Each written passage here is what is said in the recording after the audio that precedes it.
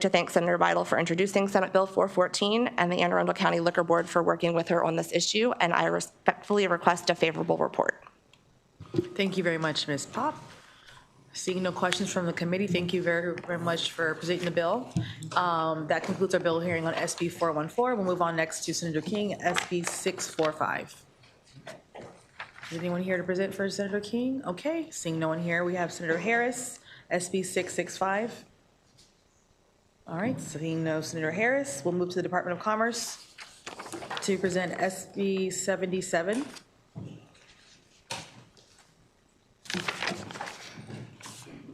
Good afternoon. Good afternoon. Good afternoon, Chair Wells, Vice Chair Kerr, and committee members.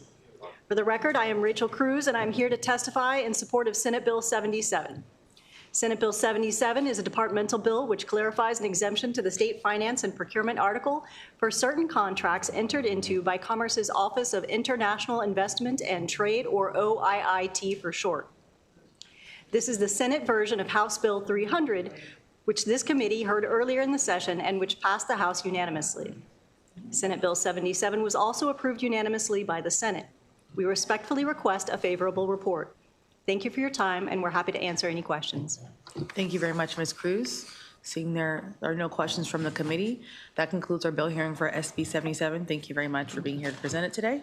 We'll move on next to SB 80, the Ethics Commission. Good afternoon. Jennifer Algar? Yes. Or Algar, excuse me. Algar. Algar, thank you. Thank you. Good afternoon, Chair Wells, Vice Chair Kerr, members of the committee. My name is Jennifer Algar. I'm the Executive Director for the Maryland State Ethics Commission, and I'm here to present Senate Bill 80, which is the Commission's one departmental bill this year. This bill streamlines administrative processes between the State Ethics Commission and the Administrative Office of the Court related to financial disclosure statements for judicial officials and candidates to be judicial officials. This committee has already heard this bill as House Bill 269. It passed the House. There are no amendments. Senate Bill 80 is the same as 269. So with that, I ask for a favorable report, and I'm happy to answer your questions. Thank you very much, Ms. Algar. All right, seeing no questions from the committee, that concludes our bill hearing for SB 80. Thank you very much again. We'll move on next to Senator Hedelman, HB 858. Good afternoon. Good afternoon, Madam Chair, Mr. Vice Chair, members of the committee. My name is Shelley Hedelman. I'm here to present Senate Bill 858, which is a bill that you have heard before. It is a product of the Joint Audit and Evaluation Committee. 858 is slightly different from the version that you passed, but we wanted to amend it to comport with the bill that you passed. So there is, the committee should have an amendment already.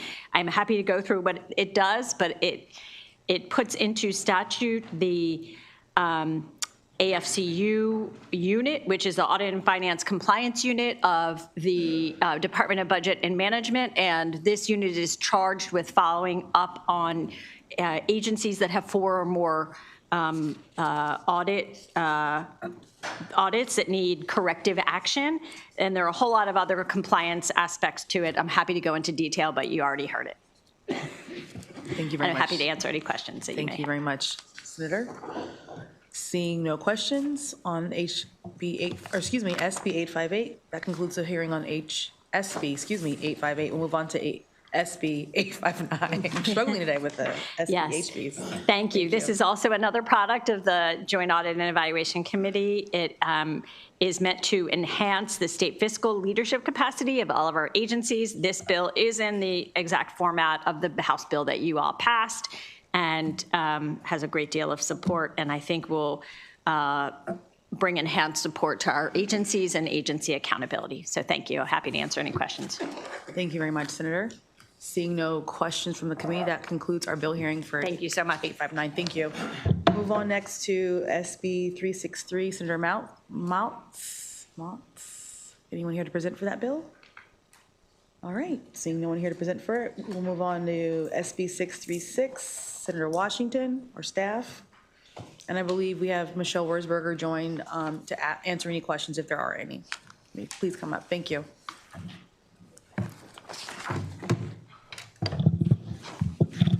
Good afternoon, Chair Wells, Vice Chair Kerr, and committee members. For the record, I'm Michael Godfrey. I'm a legislative fellow for Senator Mary Washington. I'm here to present Senate Bill 636, which Senator Washington sponsored on behalf of the Baltimore City Board of Liquor License Commissioners. SB 636 was reported favorably by the Baltimore City Senate delegation and is now cross-filed with HB 1425, a bill that has already been heard and passed by this committee.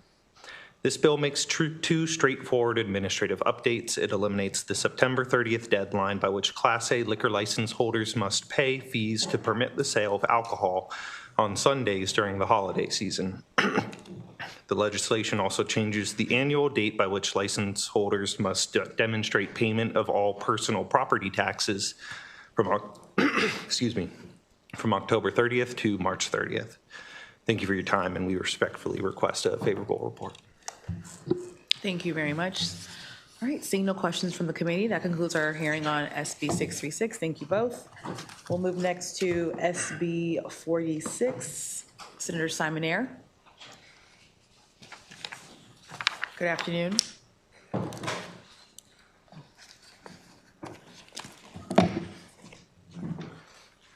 It's great to be before you. You said Senate Bill 46?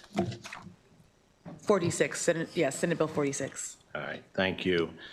Senator Brian Simon Eyre presenting Senate Bill 46, cremation burial revisions. This is identical to Delegate Kipke's House Bill 364, which passed unanimously. I ask for your favorable consideration. Thank you very much, Senator. All right, seeing no questions from the committee, that concludes our hearing on SB 46. Thank you again. I'll go back. I forgot to call up Senator Smith. I don't know if he or his staff are here for SB 694. Okay, seeing no presence, I will put that to the side. We will, oh, sorry, Senator Simon Eyre, I apologize. I didn't realize we had a few bills for you. SB 53, I apologize for that. No problem. Yes, I know, I think he is going to beat Solomon's record this year. Thank you. My pleasure. Senate Bill 53, Anne Arundel County Port Notification. Under existing law, the Maryland Port Administration notifies Anne Arundel County Executive if they plan to acquire or develop land in the county. This bill simply adds the General Assembly from Anne Arundel County to the existing notation list. We have the privilege of having the Speaker of the House in our delegation, and during the session, she thanked Delegate Kipke for this important bill while explaining her vote. That being said, this is identical to Delegate Kipke's House Bill 354. His did not make it over in the Russia crossover, but hopefully we can get both of them moving passed unanimously. Ask for your favorable consideration. Thank you very much. Seeing no questions from the committee, we'll move on to your next bill, Senator. Next, we have SB 242 for you. The big one.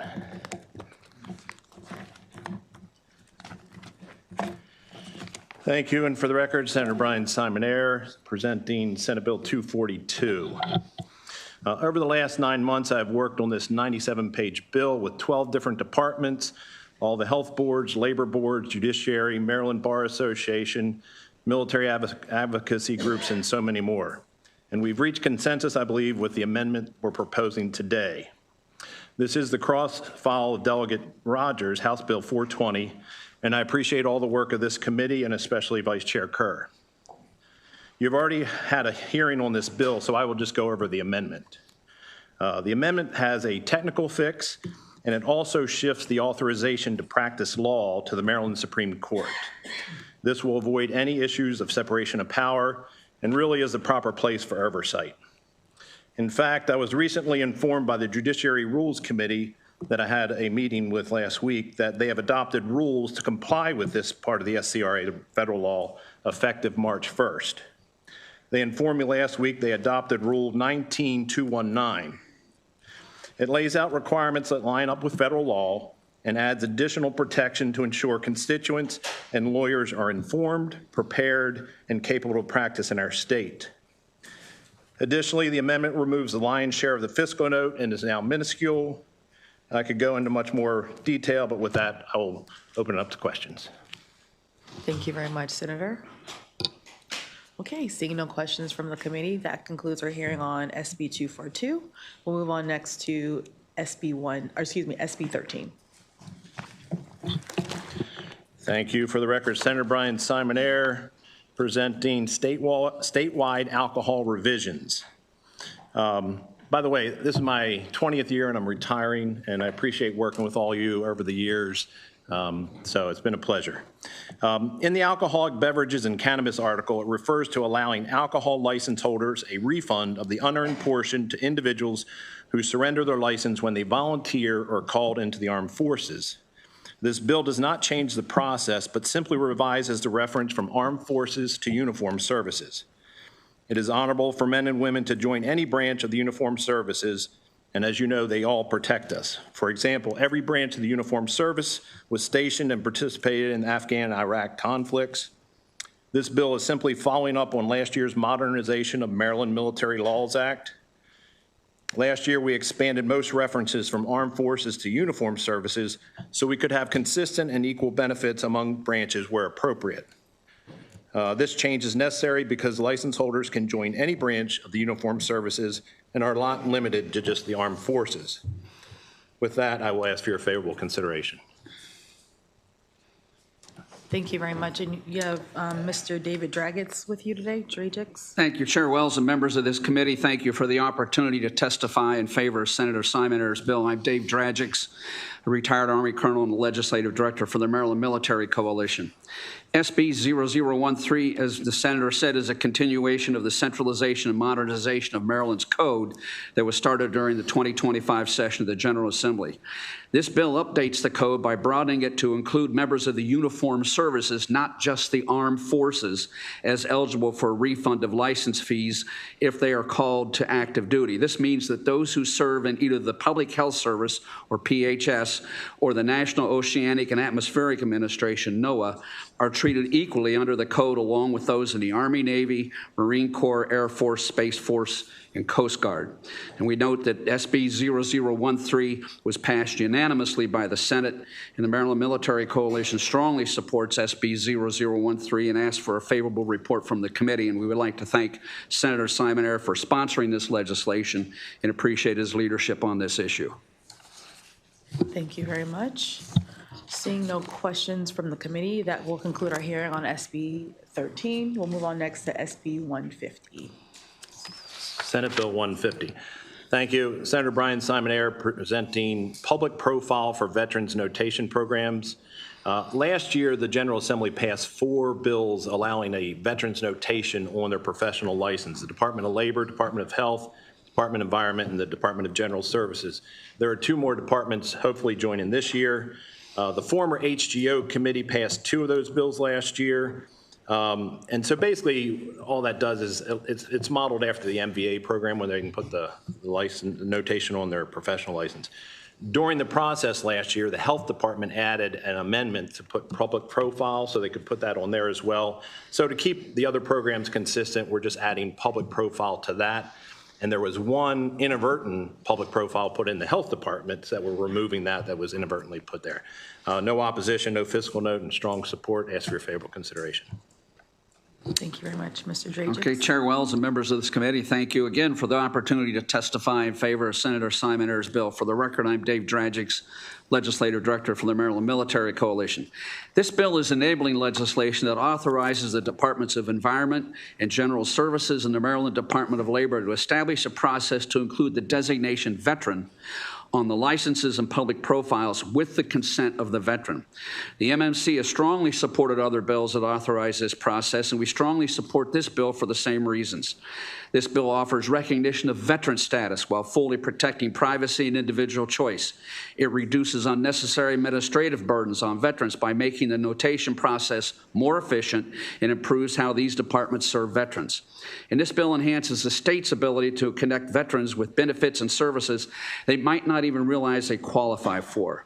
As we've pointed out on other similar bills, many veterans fall through the cracks simply because they are unaware of available programs or have difficulty navigating multiple agencies. This legislation helps close that gap in a responsible and efficient manner. The bill is a practical, affordable, and sensible measure that helps veterans while respecting privacy and keeping these respective departments' efficiency. We also note that this bill was passed unanimously by the Senate, and for these reasons, the Maryland Military Coalition strongly supports SB 0150 and asks for a favorable report from the committee. We would like, again, to thank Senator Simon Ayer for sponsoring this legislation and appreciate his leadership on this issue. Thank you very much. Delegate Wilson. Thank you, and Senator Simon, thank you for, as a veteran and former chair of the caucus, I appreciate all the work you've done and been doing for veterans. My question on this bill, what is, and this is not for you, this is for the gentleman sitting to your right, what is the definition of a veteran? I'm sorry, if this is not a trick question, by the way. Anybody can answer it. Yes, sir. So it refers to State Government 9901, and it's the 38 U.S. 101. Hilarious. I appreciate that. Do you have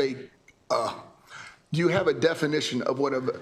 My question is, first of all, does that include NOAA, things of people of that nature? Yes. So those are all considered veterans. And is there an amount of service that has to be done before you're considered a veteran? I believe it's 180 days. 180 days consecutive, at least 180 consecutive days.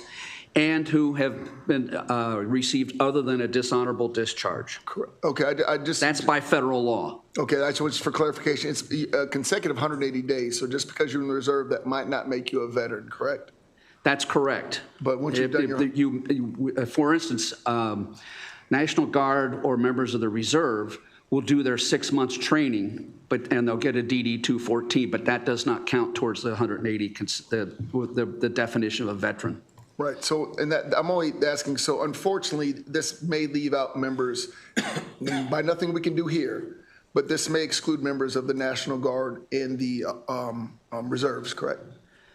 Yes, as long as they haven't been activated for more than 180 days, they would not qualify as a veteran under federal law, which then, of course, is under our state code. Okay. I was just for clarification. Thank you. And I'll just say one quick thing with that. I've been working with the Department of Veterans and Military Family, and I think it's their goal to go towards helping them. It's just with the financial situation, they decided not this year. Ray Charles has entered the building. Oh, sorry.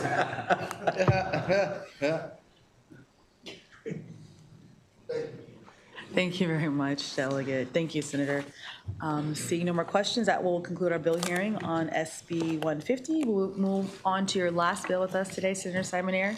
Thank you. SB 215. Thank you. And this is military revisions from last year.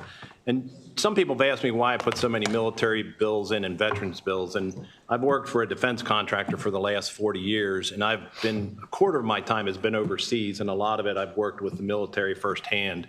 And I said if I was ever in a position to help them, I would help them because I've seen their dedication and sacrifice. So little background on that. This one I've worked with the Department of Veterans and Military Family and appreciate their support. So basically what this is, last year we had an 8-bill package that modernized our military laws. There were several other bills that were updating military language, and they didn't have the language from the modernization package last year because it hadn't passed yet. So this is going back for the bills that passed last year that didn't get modernized and just bringing them up to speed, getting them standardized. No opposition, no fiscal impact, strong support. I could go over all the details, but that's basically what the bill does. Thank you very much. We are joined by Mr. David Lutzow, excuse me. Lutzow. Lutzow, all right, thank you, 2 minutes. Okay. Madam Chair, Vice Chair, and the distinguished members of the committee, my name is David Lutzow, Senior Master Sergeant retired, United States Air Force, and a member of the Maryland Military Coalition. This bill being unanimously passed by the Senate underscores the need for definitional updates to Maryland's article and codes. Although all necessary and important, I'd like to put emphasis on 2. By adding the non-combat related uniformed services medal for the highest levels, Maryland will now formally recognize the high-level accolades of all members of the uniformed services, albeit outside the combat zone, but valiant nonetheless. This is a significant step forward in recognizing equality amongst the elite. In addition, I'd like to imagine the fear of abuse one must endure before taking necessary steps to request a military protective order. At this point, a lot of things have gone wrong. During my service as a first sergeant, I know these families' fears all too well. By making this inclusive to any branch of the uniformed services, the Maryland National Guard or the National Guard of any state, it closes all constraints a commanding officer may face because of the category of the member's service. For these reasons, the Maryland Military Coalition asked for a favorable report on Senate Bill 215, and we'd like to thank Simon Ayer for sponsoring this bill and his leadership, continued leadership in these areas. And just to be clear, this does not change policy, but it just updates different articles that are referencing this. Like the combat medals was updated in transportation article last year. The reference in state government had to be updated as well. And the military protective orders were locally defined. So what it does, it puts centrally, and then everybody just references it. So it's easier for future maintenance. Thank you very much, Senator. All right, seeing no more questions for the committee, congratulations on 20 years. Hope you enjoy your retirement. I will, thank you. That will conclude our bill hearing today on SB 215. Senator, are you here to present for the Anne Arundel County Senators? Or is that someone else? Okay, 1 second, we have to go back real quick, but I just want to make sure. We're going to go back to Senator King. I believe her staff is here to present.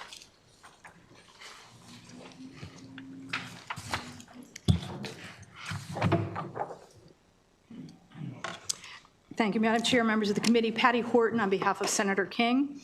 Senate Bill 645 makes changes to the 2023 legislation that established sign language interpreter licensing and the State Board of Sign Language Interpreters, and will put the board in the best position for successful implementation of this important licensing legislation. This legislation is an exact cross-file of House Bill 1192, which unanimously passed the House. And so on behalf of Senator King, I respectfully request a favorable report on Senate Bill 645. Thank you very much.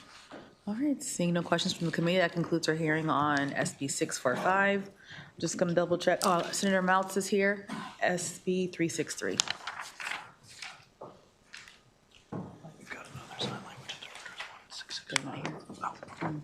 Thank you. Hello, Senator. Good afternoon, Madam Chair, Mr. Vice Chair, distinguished members. It's great to be here with you this afternoon and see everybody, and also, most importantly, to present Senate Bill 363, Maryland Ireland Trade Commission Membership Termination Altered and Extended. It's a companion bill to the House bill offered by the Vice Chair. It's a great honor to be able to present Senate Bill 363. In 2024, the Maryland Ireland Trade Commission was created to study and promote trade relations between Maryland and Ireland. That commission was set to expire. This bill seeks a 2-year extension of the commission, 2 members of the Senate, 2 members of the House, 2 members of the private sector. Senate Bill 363 passed the House 43-0. I urge your favorable report and your support. Thank you. Thank you very much, Senator. Okay, seeing no questions from the committee, that concludes our hearing on SB 363. I'm just going to go back just to double check if Senator Harris is here or Senator Smith, them or their staff. Are you here for Senator Harris? Okay, yes, you can come up for SB 665.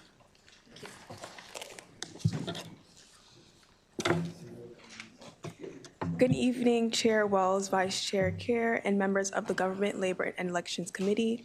For the record, I'm Sai Hene on behalf of Senator Kevin M. Harris. Sorry to interrupt. Could you bring the mic closer to you, please? Thank you. Sorry. You can begin again. For the record, I'm Sai Hene here to present SB 665 on the behalf of Senator Kevin M. Harris, Office of the Deaf and Hard of Hearing and Maryland Advocacy Council on Deaf and Hard of Hearing remaining. This bill seeks to change the name of the Office of the Deaf and Hard of Hearing to the Office of Deaf, Deafblind, and Hard of Hearing. And it changes the name of the Maryland Advisory Council on Deaf and Hard of Hearing to the Maryland Advisory Council of Deaf, Deafblind, and Hard of Hearing. Maryland's current office name does not explicitly recognize blind or deaf-blind residents, despite the office already serving individuals with combined hearing and vision loss. SB 665 does not change the office duties, authority, or staffing. This bill merely incorporates the appropriate terminology so that the state materials clearly reflect the population served and reduce confusion for the deafblind residents seeking navigation support. With that, Mr. Chair, I respectfully request a favorable committee support of SB 665, and I'm happy to seek any questions. Thank you very much for presenting the bill on behalf of the senator. Seeing no questions, that will conclude our hearing on SB 665. Thank you. We'll move on next to SB 442.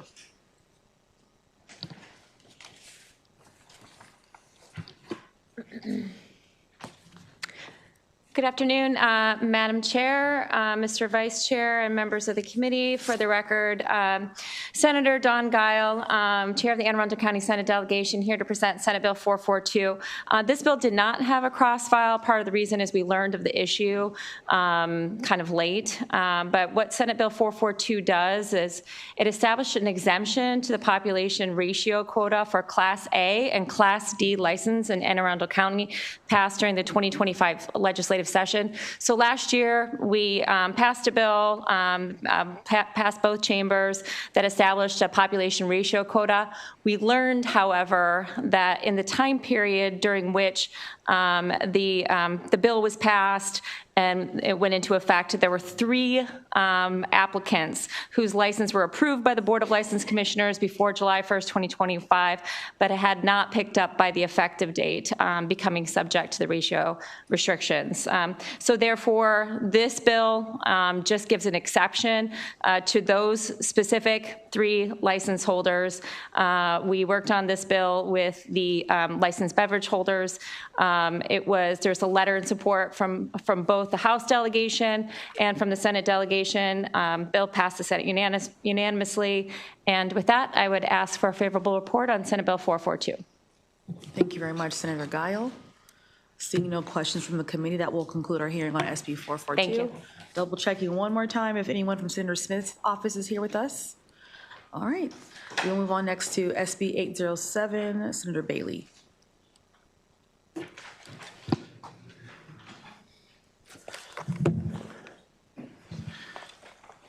Good afternoon, Madam Chair and distinguished members of the committee.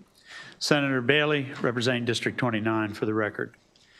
Senate Bill 807 would support Maryland small businesses by revising provisions of law governing Class 8 farm brewery licenses.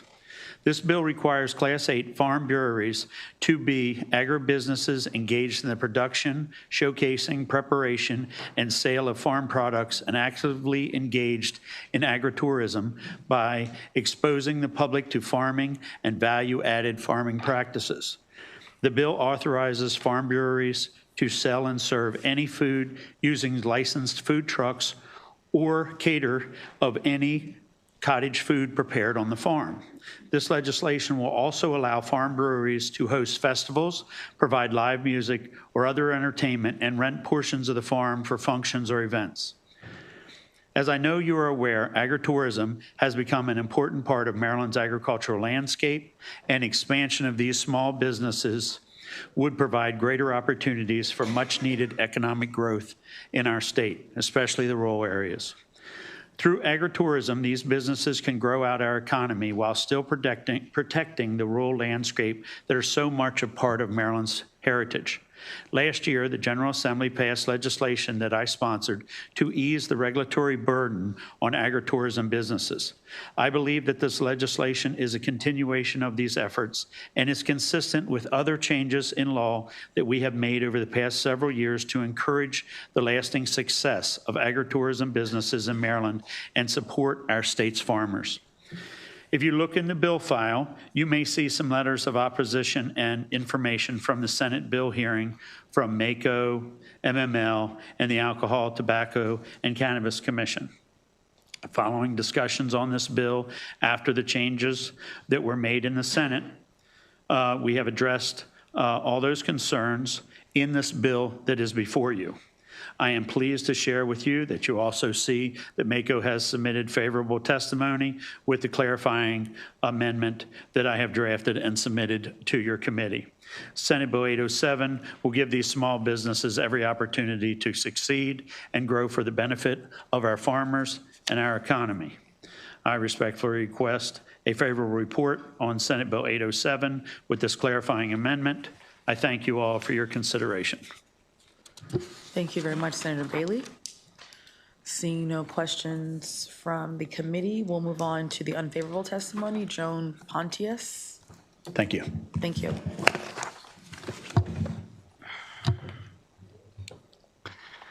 Chair Wells and members of the committee, thank you for the chance to address you today. My name is Joan Pontius, here as a resident of Ellicott City in Howard County. I'm here to testify against House Bill 1590, Senate Bill 807. This bill proposes to abolish local regulations and state land use regulations for farm breweries. The bill is a betrayal of public trust and ethical standards by unequal application of the law. It prioritizes private commercial interests over public safety, quality of life, and agricultural preservation. My neighbors and I on Manor Lane in Howard County have seen firsthand the importance of local regulations regarding farm breweries. Manor Lane is home to Manor Hill Brewery on an agricultural preservation parcel. Important local regulations include those that require safe access that does not conflict with other uses of the road. It restricts use of well water, restricts the construction of accessory surfaces which lead to permanent loss of agricultural land. In December of last year, the Department of Planning and Zoning issued 6 violations against Manor Hill, yet these unlawful uses, including unlawful manufacturing and sale of alcohol, continue unenforced. This bill would serve as a get-out-of-jail-free card for Manor Hill, allowing them to continue disregard of public safety and agricultural preservation. Passing this bill would allow farm breweries to be unfairly exempt from laws that are in place for agricultural preservation, public safety, and alcohol manufacturing and sale. Thank you. Thank you very much. Delegate Ruth. Thank you, Madam Chair, and thank you for being here. I just wanted to clarify, you said Manor Hill does not have a license and yet they're selling alcohol. Did I understand that correctly? They do have a license and they are selling alcohol, but they have their sales and their manufacturing is inconsistent with local law. So in December, they were issued 6 violations, including manufacturing and sale of alcohol. They're allowed to sell alcohol to 50 people inside the brewery. But what they have is like Woodstock-type events throughout the entire farm that is unlicensed. And so this causes a great deal of traffic up and down in the lane. Manor Lane is very narrow. It's only 17 to 20 feet wide. And so we have a lot of backups. Children can't use the road for bicycling or walking to their neighbor's house. And even without the visitation to Manor Hill, it's a long dead-end road. It's a 1-mile dead-end road with 60 homes. And that's already the limit for federal fire safety access.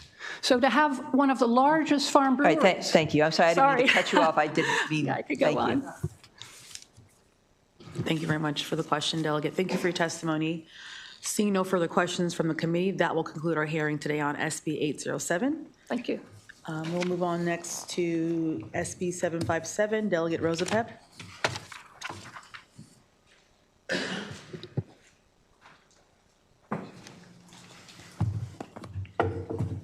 Thank you very much. For the record, I'm Senator Jim Rosapep, 21st District. This is my first appearance before your new committee, and it's a pleasure to be here. But I want to mention it's a return home because I was vice chair of the Ways and Means Committee, which met in this room. So I feel very much at home. So this bill is designed to address the issues related to tariffs. Over the past year and, 4 months, we've seen the federal government go wacky is the best way to describe it on tariffs. The president imposed tariffs that then got struck down by the courts. Then he did other tariffs. Then he changed his mind. He goes back and forth. And Marylanders are very concerned about the price of everything. And much of that is related to tariffs. So this bill, as it originally came in to the Senate, did a couple of things. One is it required sellers to disclose the tariffs that were part of the price. It also created a database in the Department of Commerce for Maryland producers of products that can compete with imported goods that have tariffs, to show their goods, to say to Marylanders, you can buy locally, which we'd love them to do anyway. And then we discussed an amendment with the governor's office, and the governor's office, I worked with the governor's office on this, also would have created a database in the Department of Commerce for companies who are suing the federal government to get back tariffs that were knocked down by the federal courts, who pledge to pass on the savings to consumers. And a variety of companies have done that on their own. The idea was to create a database. The Senate Finance Committee, in its wisdom, didn't take that amendment and stripped out the provision on disclosing tariffs and left in the one provision that you see before you, which is to create a database in the Department of Commerce of Maryland firms that offer products that compete with those on which there are tariffs. With that, I urge a favorable report on the bill. Feel free to amend it if you want to take it back to its original position. And I appreciate your interest and attention. Thank you. Thank you very much, Senator. Are you Mr. Schwartz? Yes, I am. Yep, you can begin 2 minutes.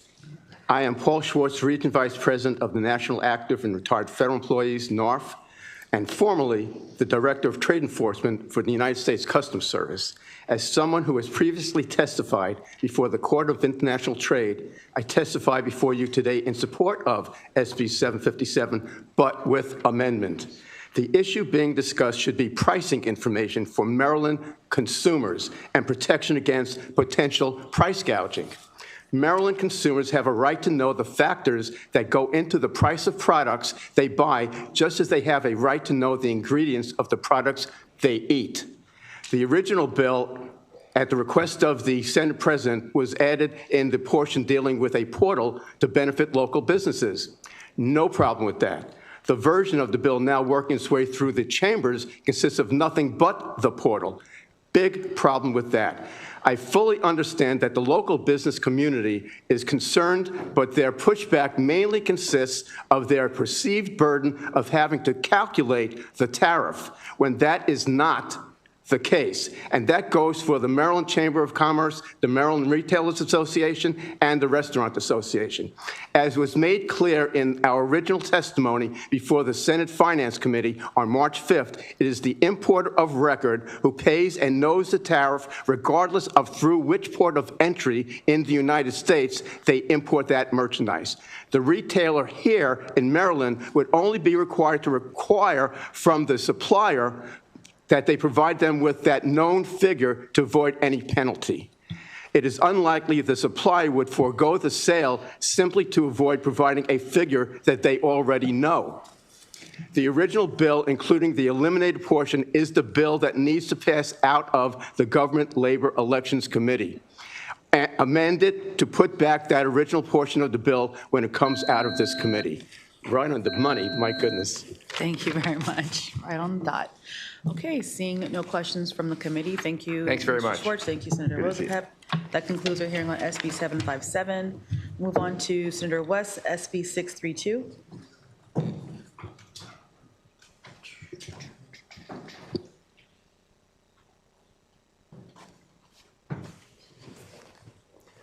Thank you, Madam Chair. It's a pleasure to be before this committee for the first and the last time. Actually, this committee has a portion of the committee I used to be on. I was on HGO for 4 years. So HGO has now been robbed of part of its jurisdiction, and you've got it. Good for you.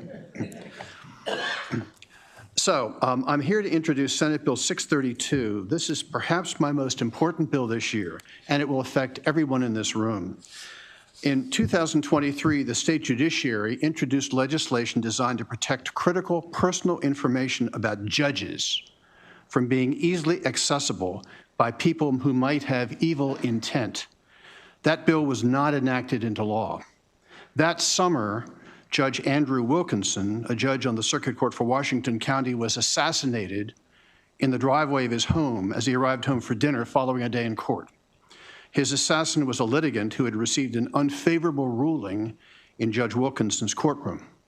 I can recall calling my Judicial Proceeding Committee's chair the night of the assassination and stressing the importance of enacting a bill to protect our state judges at the earliest opportunity in the 2004 General Assembly session. In fact, in 2024, the General Assembly did pass Senate Bill 575, known as the Judge Andrew F. Wilkinson Judicial Security Act. This bill recognized that the public availability, both online and in publicly available documents, of home addresses, personal contact information, and other identifying information about judges, their spouses, and their children creates serious security risks. So Senate Bill 575 established a process by which judges and members of their household could request that personal information not be published or be removed from existing websites and online databases, and created mechanisms to enforce these protections. Importantly, several weeks ago in my committee, in response to a question that I posed, the Chief Justice of the Supreme Court of Maryland stated that the Wilkinson Act has been implemented successfully and is functioning effectively. The program is fully operational and actively utilized by the state's judges. Notably, the provision allowing for redaction of paper records in exceptional circumstances has not needed to be invoked, demonstrating that removing personal information from online platforms has proved sufficient to address safety concerns. The accompanying task force established under the Act is also operating as intended. I understand the judiciary contracts out the duty to remove personal information from the internet, and that the cost per judge is about $375, a very small price to pay to protect our judges. Last summer, something like Judge Wilkinson's assassination occurred in Minnesota. A man filled with hatred was able to access personal information about members of the Minnesota General Assembly. He armed himself and then began a round of visits to the homes of multiple legislators. He went to the home of the leader of the House Democratic Caucus and killed both the caucus leader and her husband. Then he went to the home of another state senator and shot the senator and his wife, seriously injuring them. He also visited a third home and rang the doorbell, but the state senator and her family fortuitously had left their home very early that morning and therefore did not answer the door at 8:15 in the morning. But the doorbell camera recorded the sinister image of the assassin standing at their front door. Due in part to the omnipresence of social media and their use to purvey messages of fury and hatred, these sorts of targeted assassinations are occurring more and more frequently. Deranged people harboring grievances are easily able to learn where public officials live and then target them for assassination. It's only a matter of time before a Maryland legislator suffers the same fate as the legislators in Minnesota. We are not immune from the scourge of vituperative hatred spewed out in social media every day. This bill is intended to provide the same protections to Maryland state officials as Senate Bill 575 provided to Maryland judges. It follows the same framework as was used in Senate Bill 575. Indeed, I used 575 as a template as I crafted this bill. The only change in this bill is the provision that charges the Department of Legislative Services with the duty of implementing the bill's provisions instead of the Administrative Office of the Courts, as was the case with Bill 575. Otherwise, the two bills are nearly identical. The bill establishes an Office of State Elected Officials Information Privacy within the Department of Legislative Services. The office would manage requests from individuals eligible for protection, including current and former statewide elected officials, members of the General Assembly, and their household members, to prevent the publication of or require the removal of certain personal identifying information from government records and online platforms. It would set forth clear procedures and timelines for compliance and provide appropriate remedies for violations. Similar to Senate Bill 575, this bill does not limit transparency in government decision-making or restrict access to official public records related to governmental actions. Rather, it's narrowly tailored to protect personal, residential, and contact information that serves no public oversight function, but may expose officials and their families to risk. Senate Bill 632 recognizes that public service should not require elected officials or their families to sacrifice their personal safety. By aligning protections for elected officials with those already provided to judges, this bill promotes fairness, consistency, and security across branches of government. There were 2 amendments added to the bill. The First Amendment added bill sponsors, of which there are now many. The Second Amendment adds that information that is required to be published under Title V of the General Provisions article, that's the ethics rules, is not included as personal information, and allocates funds to members of the General Assembly to aid in the removal and identification of any personal information published. As amended, this bill passed the Senate unanimously, 43-0, with no objections raised on the Senate floor at all. Now, there are 2 additional amendments which I just learned about over the weekend. I've had my staff had them drafted and distributed to the committee. One of them comes from SDAT. SDAT said that they have had trouble implementing the provisions of the Wilkinson Act dealing with land records. And what they would prefer to do is to use the same procedure they currently have used successfully for many years to remove identifying information about victims of sexual abuse from the land records. So you'll find one amendment that does that. Seems to me it makes every bit of sense. We should adopt that. The second, a number of amendments were brought to me by the Brennan Center, which is a national think tank that deals with issues such as this. I've had them, I didn't have a lot of time to go over them. I've had them drafted in amendment form, and I offer them to committee for your deliberation and consideration. They got this bill filed so late, there is no cross-file. So our bill passed the Senate. If this committee makes changes to the bill, unless the changes are absurd, and I can't believe this committee will do that, I will be happy to take the bill as passed by the House and get the same bill passed by the Senate so the bill becomes law. Thank you for consideration. I'm happy to answer any questions you might have. Thank you very much, Senator West. We have a question from Delegate Ruth. Thank you, Madam Chair, and thank you for being here for your first and last time, Senator West. And I know, we're sad to see you retire. In respects, some respects, I'm sorry to retire. Other respects, not so much.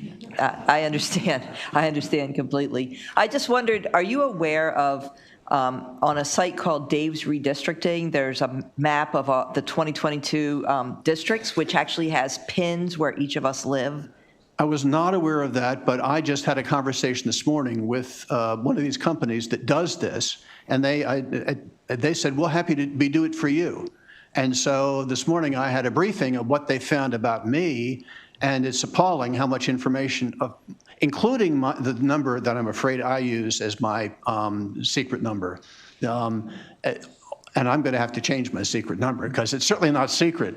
It's available freely on the internet. So it's incredible how much information circulates on the internet about each one of us that if this bill passed would be removed. Absolutely. No, it is. It's appalling. And when I saw that, I was shocked that anybody could just look at this map and see where I live. And, sure. And they know you're down here and your family is back at home without you present. Right. And my wife is living alone in our house.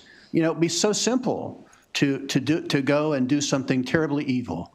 This bill will protect our spouses and our children. Thank you. And what about if a site is like overseas and there's no obvious, it's hard to get in touch with the owner? I mean, I guess there's really nothing that can be done in those situations. Well, the bill charges the Department of Legislative Services with using its best efforts. Okay, thank you so much. So overseas, I guess they'll do what they can. Thank you. Sure. Thank you for the question, Delegate Ruth. Seeing no further questions from the committee, thank you, Senator West, for presenting the bill. We have 2 favorable with amendments with us today, Iris Ibegbulum and Sarah Sample. Are they with us today? Good afternoon. You both have 2 minutes each to present. Good afternoon, Chair, Vice Chair, and members of the committee. My name is Iris Ibegbulum, and I'm here on behalf of the Maryland Municipal League, which represents 157 municipalities throughout the state of Maryland. We believe Senate Bill 632 has great intentions. We support this bill. And we support the goals of this bill in keeping legislators' personal information safe. There's a strong need to keep our legislators protected, and we support all efforts in shielding Maryland elected officials and their family from harassment and threats.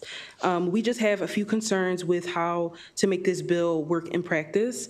As drafted, the bill imposes strict compliance requirements on governmental entities, while also mentioning that municipalities may be exposed to liability if requirements are not met.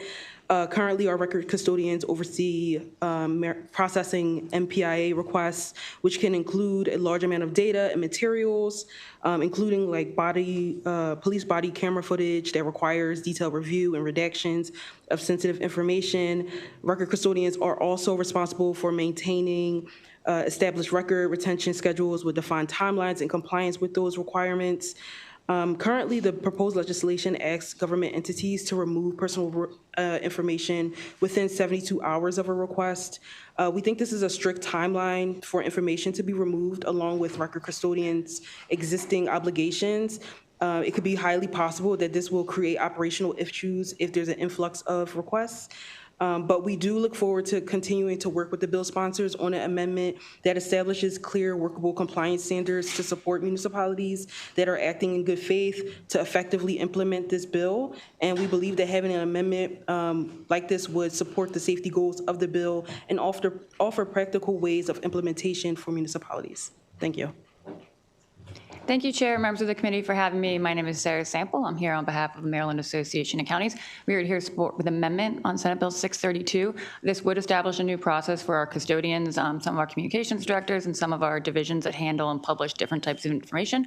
We absolutely agree that those protections should be extended. We just had two major things that we wanted to put forth as potential amendments to the bill. One is we would like to include local elected officials. They are exposed to similar threats and violence.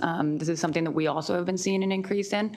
So that's one of our major priorities. And we've also seen similar bills that have been introduced this year that were trying to include local elected officials that did have bipartisan support. The other thing that we were hoping to adjust that my colleague from MML has already mentioned is that 72-hour window is a little bit tight. I think the best example you can give is, something comes in late on a Friday and you've got a 3-day weekend, and when they come back in on Tuesday, the information has not been removed, but based on the language of the bill, we would be subject to an action that could result with reasonable attorney's fees. So that, I think, is a little bit harsh for just leaving the office and coming back. But so we were proposing something closer to a 7-day deadline that would give us a little bit more time to make sure that information gets removed. Thank you. Thank you both very much. Thank you for your testimony, for being here today. Seeing no questions from the committee, that will conclude our hearing on SB 632. We will move on next to, just double checking if anyone from Senator Smith's office is with us today. All right, we will move on to Senator Kramer. I don't know if he's with us today to present SB 136 or his staff. All right, we'll move on next to Senator Hayes, SB 927.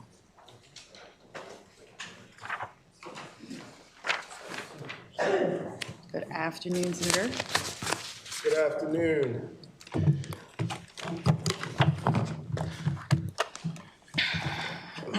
Good afternoon, Madam Chair, Mr. Vice Chair, members of the GVC Committee. I'm going to turn it over to Dylan, my intern, who will present to you Senate Bill 927. Good afternoon, Madam Chair Wells, Vice Chair Kerr, and members of the Government, Labor, and Elections Committee. For the record, my name is Dylan Lawrence. I serve as an intern for Senator Antonio Hayes, and I'm here to present Senate Bill 927, Baltimore City Alcoholic Beverages Related Event Promoters Permit. This bill establishes a temporary related events promoters permit in Baltimore City for events associated with Kappa Alpha Psi Inc. 2027 Conclave and 88th Grand Chapter Meeting. Founded in 1911, Kappa Alpha Psi, symbolized by the Kappa cane, represents achievement, gentlemanship, high moral character, and lifelong camaraderie. Its mission is rooted in uplifting communities and raising the aspirations of Black youth across the country. Baltimore City will host the 2027 Conclave, a national gathering of members across the United States. This will bring thousands of visitors, families, alumni, and community members into the city. This is not only a significant cultural moment, but a substantial economic opportunity for our hotels, restaurants, small businesses, and hospitality workers. Senate Bill 927 creates a structured and accountable framework related to the conclave, ensuring alcohol services are properly licensed, creating accountability for promoters and caterers, while balancing tourism promotion with public safety and regulatory compliance. This bill ensures that any related event applies in advance for approval from the Baltimore City Board of License Commissioners, secures appropriate special events permits, obtains written coordination with Visit Baltimore, meets health and safety standards, and pays an application and permits fee scaled by venue capacity. Under the provisions of this bill, promoters must apply at least 30 days prior to the event, and the board retains full authority to grant, deny, or request additional information. The bill also establishes meaningful penalties for those who attempt to organize or promote events without proper authorization, ensuring accountability and protecting public safety. Senate Bill 927 is a proactive step to ensure Baltimore City can successfully host the 2027 conclave, allowing Baltimore City to welcome a nationally recognized organization and capitalize on an important economic opportunity while maintaining strong regulatory compliance. For these reasons, I respectfully request a favorable report for Senate Bill 927. Well done. Thank you. Great job. Thank you very much. Seeing if we have any questions from the committee. All right, seeing no questions, we do have unfavorable testimony. Not for this one. Oh, okay. I don't know if they signed up incorrectly. Probably. Perhaps. Satish Chapagian and Bajay Ranabat. I don't know if they're here, but I think they may have signed up. Okay, so it's the next bill. I just want to double check. All right. That will conclude our hearing for SB 927. We will now move on to SB 972, Senator Hayes. Again, good afternoon, Madam Chair, Mr. Vice Chair, and members of the GVC Committee. I'm Senator Antonio Hayes, representing the 40th Legislative District in Baltimore City. Colleagues, I'm here today. Each year, the 40th District introduced a bill that entails all that we hope to get accomplished as it relates to alcoholic beverages in the 40th District. And this bill has many moving parts, and I'll explain them in just a minute. But we're very proud in representing the 40th District as it's home to probably the highest concentration of arts and cultural institutions, but it also has its challenges. In the 40th District, we have more liquor stores than we have churches, schools, recreation centers and other activities, especially supermarkets. And so over the years, we continuously to get requests to establish more liquor licenses, although we're already overly concentrated. And so what we try to focus on is those businesses that we believe that will contribute in a positive way to the community. And so mostly it's businesses that provide more food than alcohol, because we already have an overabundance of alcohol establishments in our district, which in most cases, these establishments are only closed for 4 hours in a 24-hour period. Most of them open up at 6 o'clock in the morning. They don't close till 2 o'clock in the afternoon. And so this bill would establish 2 licenses. One is for a small business called Caju Creamery, which is located over to Charles Street. They serve non-dairy based ice cream, and as a part of their ingredients, they would like to serve alcohol with that to increase their revenue sales and alternative business. The other one is a restaurant that doesn't meet the statutory requirements for our seating, that's going to be relocated over in our Pigtown community. There's also there's a small technical amendment for a C license that was established a couple of years ago. Most of the times with C licenses that are awarded to nonprofits, those licenses are restricted to members only. In this case, this small technical amendment allows the Baltimore City Liquor Board to waive that requirement and allow for the nonprofit, in this case, the Youth and Community Center, to offer its facility to members of the community to generate revenue. And I think those was the main parts. Let me see if I missed anything.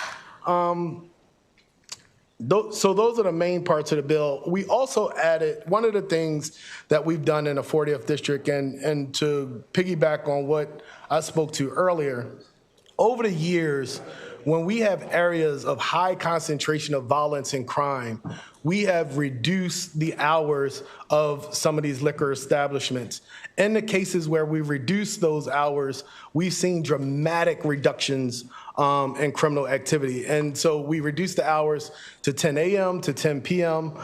Each day. And in this case, we had, and I think it was probably couple of years ago, we passed legislation to reduce about a dozen stores.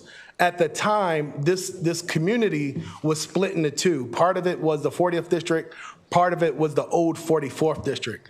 This bill and the amendments that the Senate passed incorporates 4 additional stores into that catchment area. So I think you have several people that have signed up to testify in opposition. I think the opposition isn't to the bill itself. Hopefully they're not testifying against the establishment of, creating more opportunities for other small businesses and the other things that we hope to do. It's really about one establishment within there, and I look forward to that. But in the meanwhile, I see my colleague Light on, so I'm sure there's questions, but I move a favorable report for Senate Bill 972. Thank you. And also just want to announce Ms. Michelle Wurzberger is joined to help answer any questions. Delegate Wilson.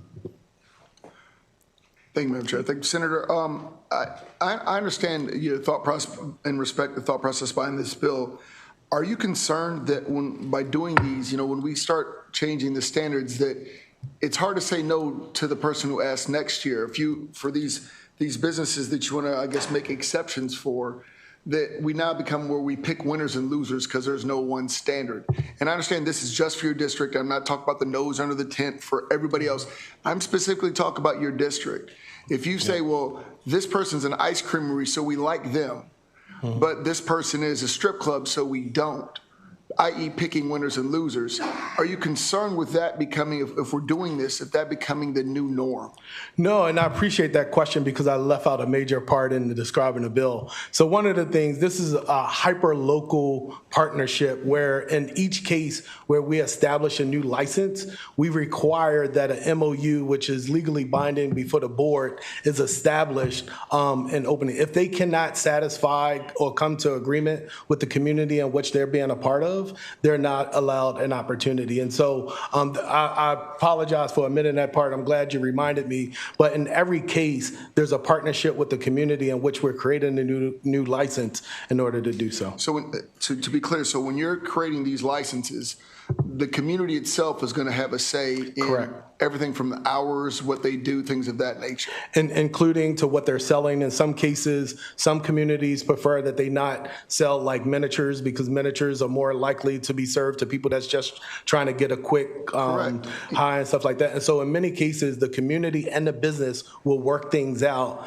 The liquor board will adopt it, and those are the rules of the land as it relates to that. Because that's my only concern is, again, with what the proliferation of alcohol stores in the Black communities has always been the thing. And then we come and ask for more. Like you said, I understand the business promoting principle behind it. It's just that once you start it, it's hard to say no to the next person that I ask because I have a sub shop and I'd like to sell liquor. Because it's hard for me to figure out why somebody who sells ice cream needs to sell liquor. Or a sub shop for that matter. And so again, that's your community. It's not a sub shop, it's a restaurant. No. I was saying that because if I owned a sub shop and I asked for a liquor license, I think that I should be put on the same level as the creamery. Correct. And that's just my concern of but you're saying that you believe that with the community intervention and interaction, when you say community input, once this bill passed, then is that community input, is it a vote? Is it just hearings? How is the community at large able to weigh in on whether they want this or how they want it to look? Yeah, and so for those of you who know Baltimore well, Baltimore is a community of neighborhoods. Each neighborhood is registered with the Baltimore City Department of Planning. Those community associations are registered on the planning's website with their leaders. And so the recognized community organization that is appropriately registered with the Department of Planning is the recognized organization by which they have to sign a MOU, which is a binding document that's approved and ratified by the board. Okay, so that's all I want to hear. There is a very specific process. It's not just a hearing where we listen and then we make it. Okay, thank you. All right, thank you very much for the question, Delegate Wilson.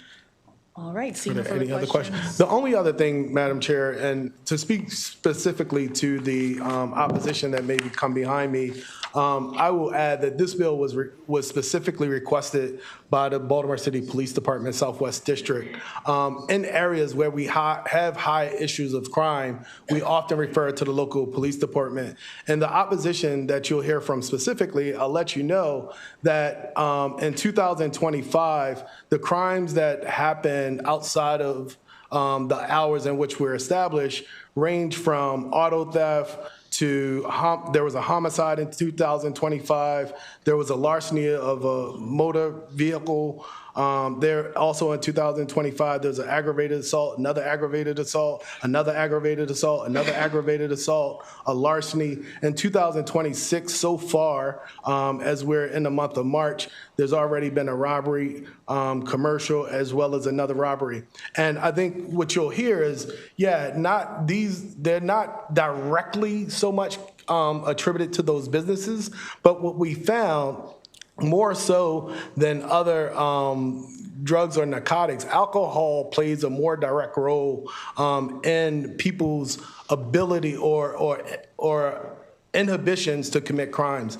And so in these areas where we have done this on several occasions in various parts of the community, whether it be Northwest Baltimore, Central Baltimore, West Baltimore, this is one of several places that we've done this. And as I said previously, the 12 or so liquor stores that are adjacent to this very store that have already been closed for the last 4 years, we've seen dramatic reductions in crime. All right, thank you very much, Senator. Seeing no more questions from the committee, that will conclude this panel. Thank you very much. We'll move on to our unfavorable testimony. I have Manish Katka, Myra Bates, Olton Jarl, Brandon Burr, Kevin O'Keefe. All right. Okay, we have someone joining us virtually. Okay. And Bainat Opreti. Yep. All right.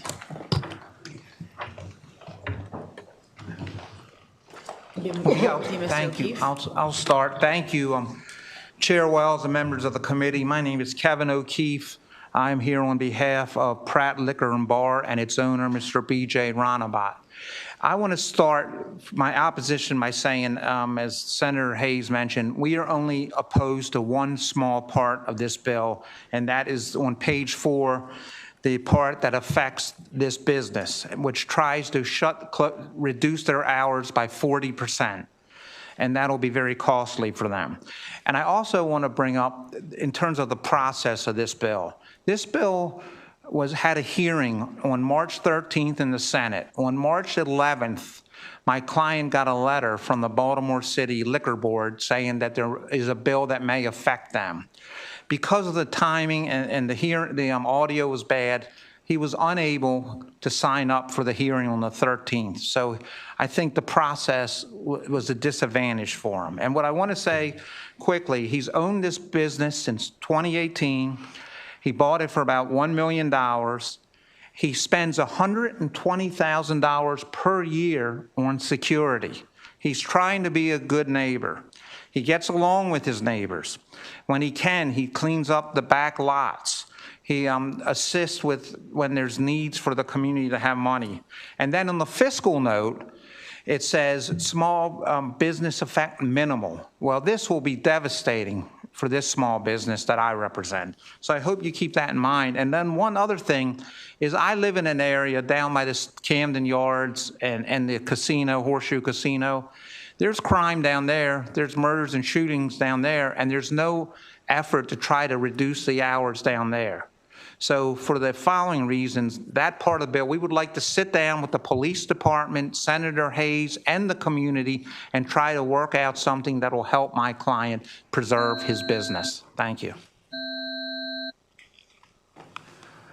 Good afternoon and namaste, Madam Chairman and Vice Chairman and members of the community. My name is Binod Upreti. I live in Lutherville. I do have a similar kind of businesses, and originally I'm from Nepal, and he's the community member. He helps out, help in our Nepali community a lot with his whole team. So this is very important. of course, yes, we have a high crime concentrated, especially in that southwest Baltimore, that Carlton Ridge neighborhood. I understand that. But the point is, if you throw the blanket curfew, that is not the only solution. We have to be creative. I'm all for it. To safety and security is the highest, utmost priority for everybody, every human being.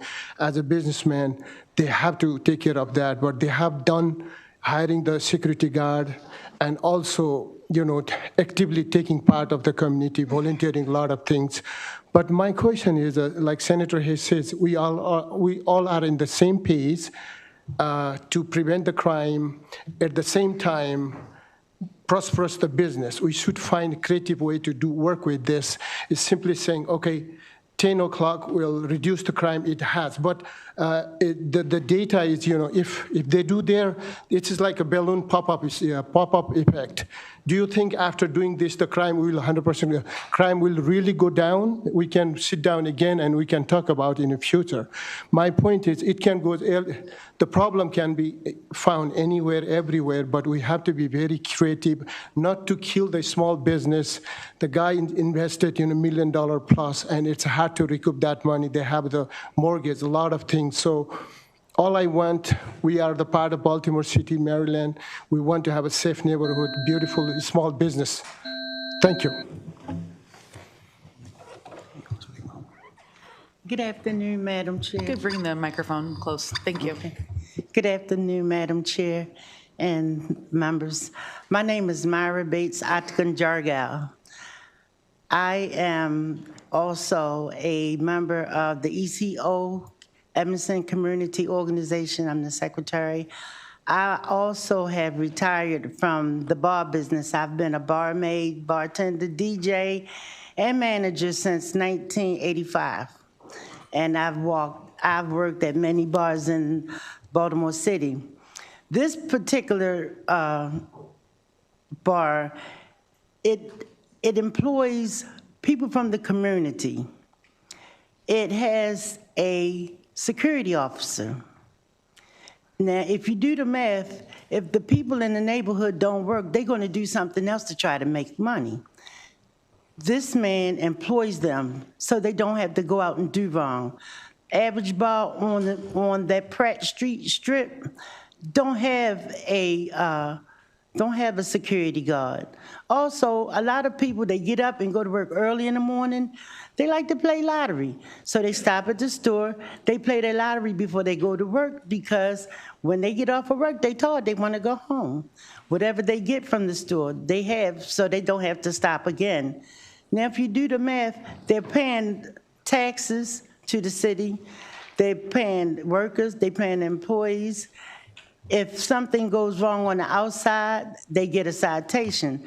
Money, he's steady paying money, and also he gives back to the community. So, in essence, I'm saying do the math. If you want to take the hours away, replace it with something else. Because you can't keep asking me for money, and I'm steady kicking out money and taxes. When you're going to cut my hours, I can't make the money to pay you. Thank you.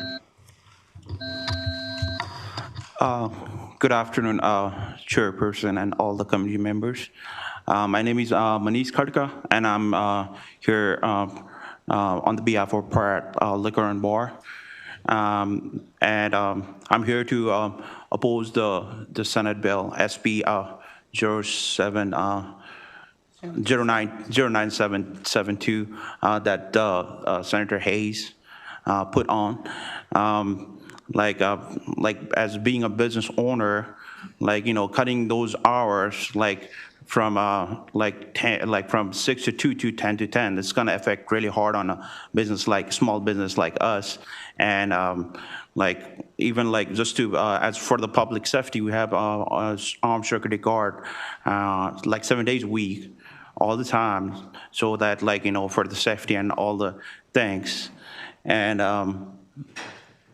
at the end, I want to say all the committee members to reconsider the bill and see how it's going to impact on the business like us, I mean, I do understand and respect the public safety concern, but at the same time, like just cutting off the hours, it's not going to make the whole city, like crime goes down. So I want you, all the committee members, to reconsider that bill. Thank you.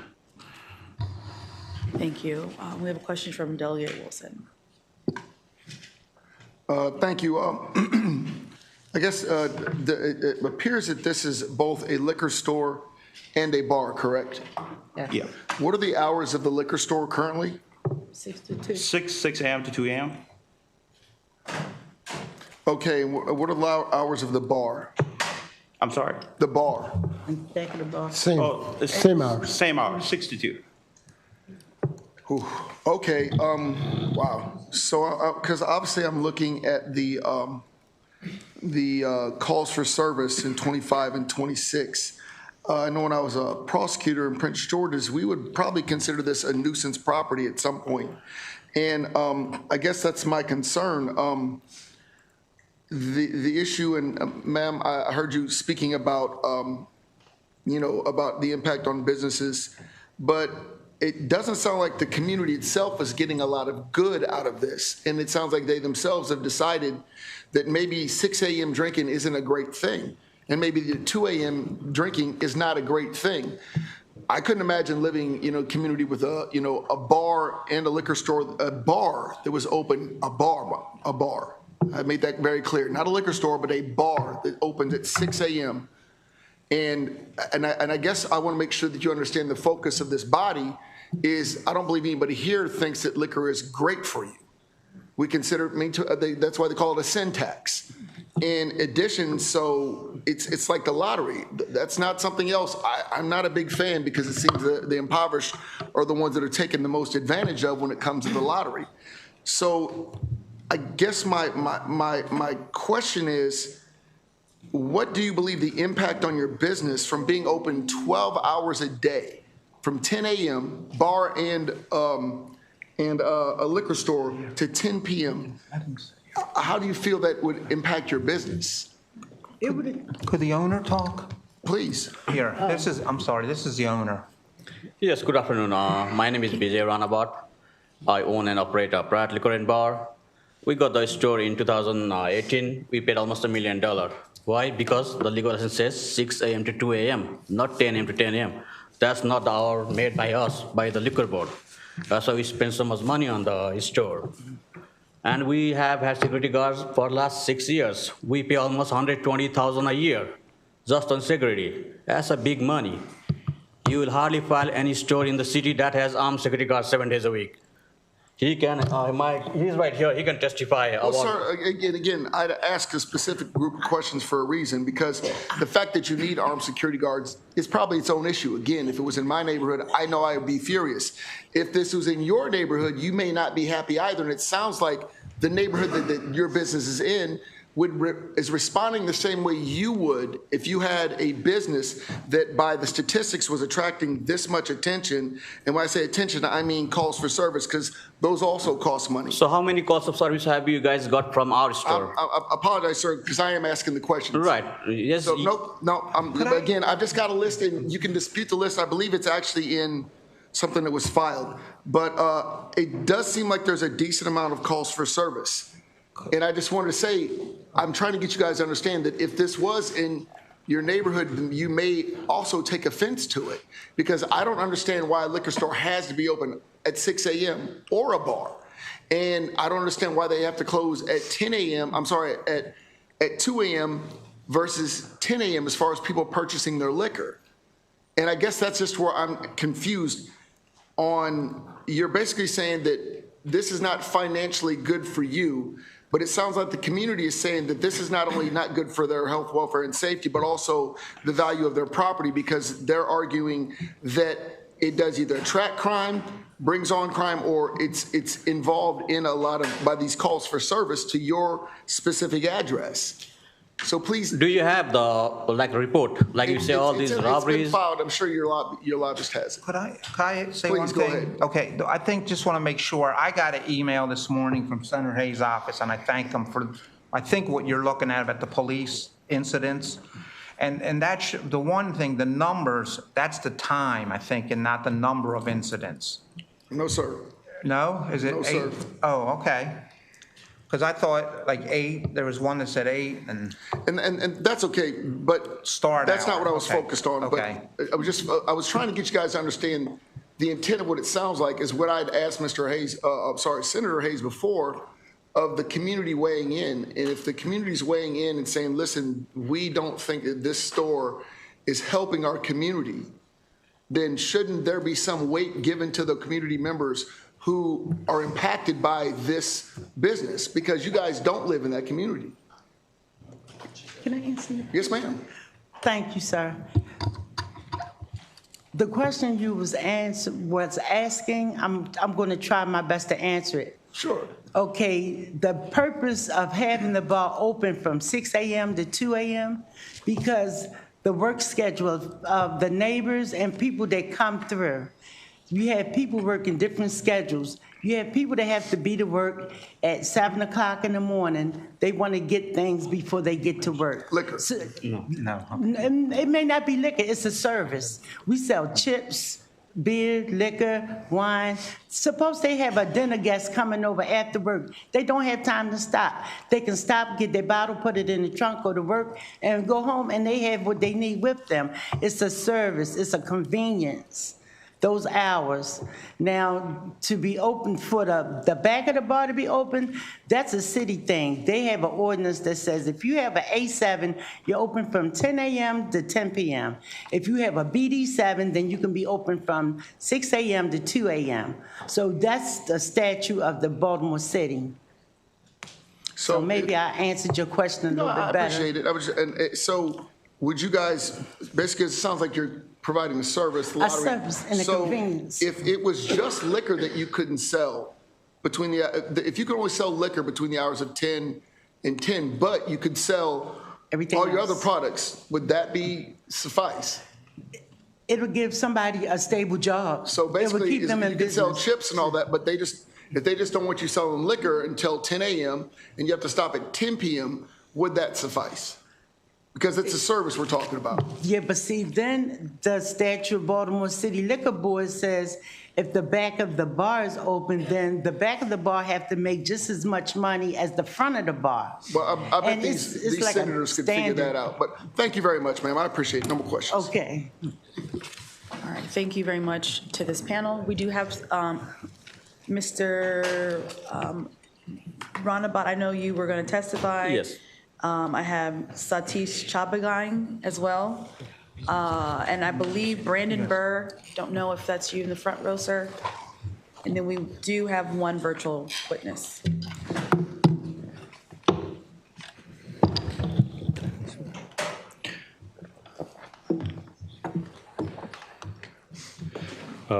Madam Chair and member of the committee, my name is Satish Chapagai, and I am respectfully oppose Senator Bill 0972, Baltimore City 40th Alcohol Beverage District, authorizing and revisions. The proposed change include reducing operating hours from 6 a.m. to 2 a.m. to 10 a.m. to 10 p.m. would significantly harm small businesses like Pratt Liquor and Bar, which has responsibly served the community for years. While public safety is important, restricting own business will not address the broader issue of crime in the district. For this reason, I respectfully urge the committee to oppose Senator Bill 0972. Thank you very much. Good morning, Madam Chair, Vice Chair, and committee. My name is Sean Felder. I'm here on behalf of Brandon Burr. I represent Elite Police Protection, which is a private security agency here licensed in the state of Maryland through the Maryland State Police. You might see Brandon Burr. I'm here in place of him. We have been providing armed security services for Pratt Liquors for the last 6 years. I understand the statistics that was brought by BPD. I also understand the question proposed by Senator in regards to why has security and why it should be concerning. And when I hear that and I hear the stats, I'm fully aware that things can happen anywhere and everywhere at any given time. There's not too many banks you walk in now, you don't see a security officer. I walked into this building and there was an officer waiting to greet me, right? The reason why we have security at Pratt Liquor is to provide the safety and security for not just the patrons that patronize the business, but patrons around the community. They feel safe into walking into that establishment knowing that, hey, they're gonna walk in, get what they decide to purchase and come out. Again, we've been providing that service for 6 years with 0 incidents at Pratt Liquor. I cannot speak to what happens in the surrounding communities. We have tried to engage BPD so we can partner together and see how we can help them in that area. But when it comes down to Pratt Liquor specifically, 0 incidents since we've been employed there. We have an armed security officer there every evening from 6 p.m. to 2 a.m., 7 days a week. And we don't miss a beat. Again, 0 incidents whatsoever because of our presence. We do have a law enforcement veteran background within the company. Again, this company has been up and running for 10 years, and we are a licensed agency here in the state of Maryland. Thank you, and I hope you accept that testimony. Thank you very much for all of you that were able to be here in person to testify. We have one virtual witness, Rupak Karki. You have 2 minutes, sir. Good afternoon. Good afternoon, everyone. Can you guys hear me? Yes, we can hear you. Yeah, good afternoon. Let me introduce myself. My name is Rupak Karki. I'm the one of the owner of the Pratt Liquors and Bar. Currently, I'm out of the country right now. That's the reasons I'm attending this meeting virtual. So I'm here to oppose the bill, like to limit operating hours. Generally, our peak sales happens before 10 a.m. and after 10 p.m. Like cutting those hours would stripe away almost like 60% of our revenue. And this is just not our numbers. It means we won't be able to pay our mortgage or keep our armed security on site. And most importantly, I'll have to fire some of the staff, like my staff members who rely on this job to survive. If this bill passed, our business will be forced to close within a couple of months. And please, that's why I request you guys to please don't vote for the bill that destroys the local livelihood. Thank you. Thank you very much for your testimony. Seeing if we have any more questions from the committee. We do not have any more questions. That will conclude our hearing today on SB 972. I saw Senator Smith for a moment. Thank you very much. Thank you all. Oh, there you are. Sorry, I saw you leave and come. Okay, so we'll go back to Senator Smith, and you had SB 694. Good to see you, Senator. Hey, how are you all? Good afternoon, everyone. Madam Chair, Mr. Vice Chair, members of the committee. Senator Smith here to present Senate Bill 694. It's actually, before I came over here, before hearing started today, I was giving high school students a tour, and I told them one of the special things about the legislature is that we are here for 90 days, but we're a citizen legislature. You have people that are literally farmers all the way through to plastic surgeons in the General Assembly, and you use your expertise from your professional experience and you apply them to making the law here. And that's where the genesis of this bill. When we're not here, I practice law. The lion's share of my practice is national security. I do have a little bit of a practice. The firm does most of this, and I do this with employment and labor. And a case that came up in my firm with a client of ours actually mimics one of the cases that was referenced in the fiscal note, Madam Chair. And it's an incident where a client of ours had a complaint for employment discrimination and filed with the MCCR, the Maryland Commission on Civil Rights, and then cross-filed with the EEOC and did so in a timely fashion. But because of the way that the statute works, if your county has a local commission or county commission on human relations, you actually have to file at that local level before you to be considered timely. And you have to exhaust those administrative remedies before you can go to court. And so what this bill does is it says that if you file timely with the MCCR, that shall be deemed timely for your county Human Relations Commission. So that just allows for a loophole to be closed. The Maryland Commission on Civil Rights has come in favorably. There was no opposition, passed the committee unanimously, passed the floor unanimously. I think this is a small thing that we can do to help ensure that people that need access to civil justice have another avenue, and to make sure that their claims, which are timely filed, just are maintained so that they can seek that civil justice. So with that, Madam Chair, Mr. Vice Chair, members of the committee, I'd ask for a favorable report and stand by for questions. Thank you very much, Senator Smith. Seeing no questions from the committee, that'll conclude our bill hearing for SB 694. Excellent. Thank you very much. It's good to see you all. Good to see you. We'll move to Senator Kramer, SB 136. Madam Chair, I believe there are some folks here in support of the bill. Would it be appropriate for them to come up at this time? Yes, I have Andrew Garrison, Brian Gill, Jeffrey Kelly. I don't know if there's anyone else on your sponsor panel. Is that it? Okay. Hi, buddy. Good to see you, sir. Good to see you. He's on the sponsor. Well, good afternoon, Madam Chair, Mr. Vice Chair, and members of the committee. Ben Kramer here to introduce Senate Bill 136. Colleagues, this one's a slam dunk. Feel free to move favorable as soon as I wrap up my comments, because this bill is simply a corrective measure.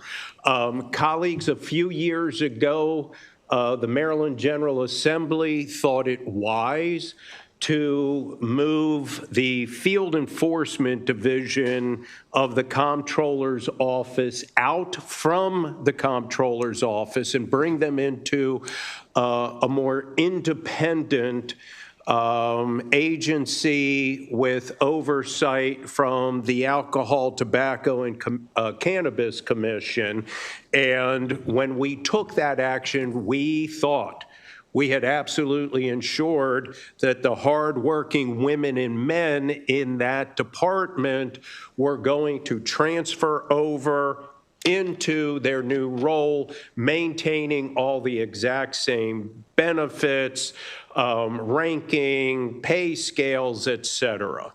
A few months ago, our wonderful folks at the Office of Department of Budget and Management came to the conclusion that there was a technical reason that we didn't get it quite right, and that we were actually going to have members who had transferred originally separated from new hires, and therefore two different categories of personnel, and that was never the intention. And although the department had been treating them all the same, they came out and said, okay, going forward, we're going to have to bifurcate.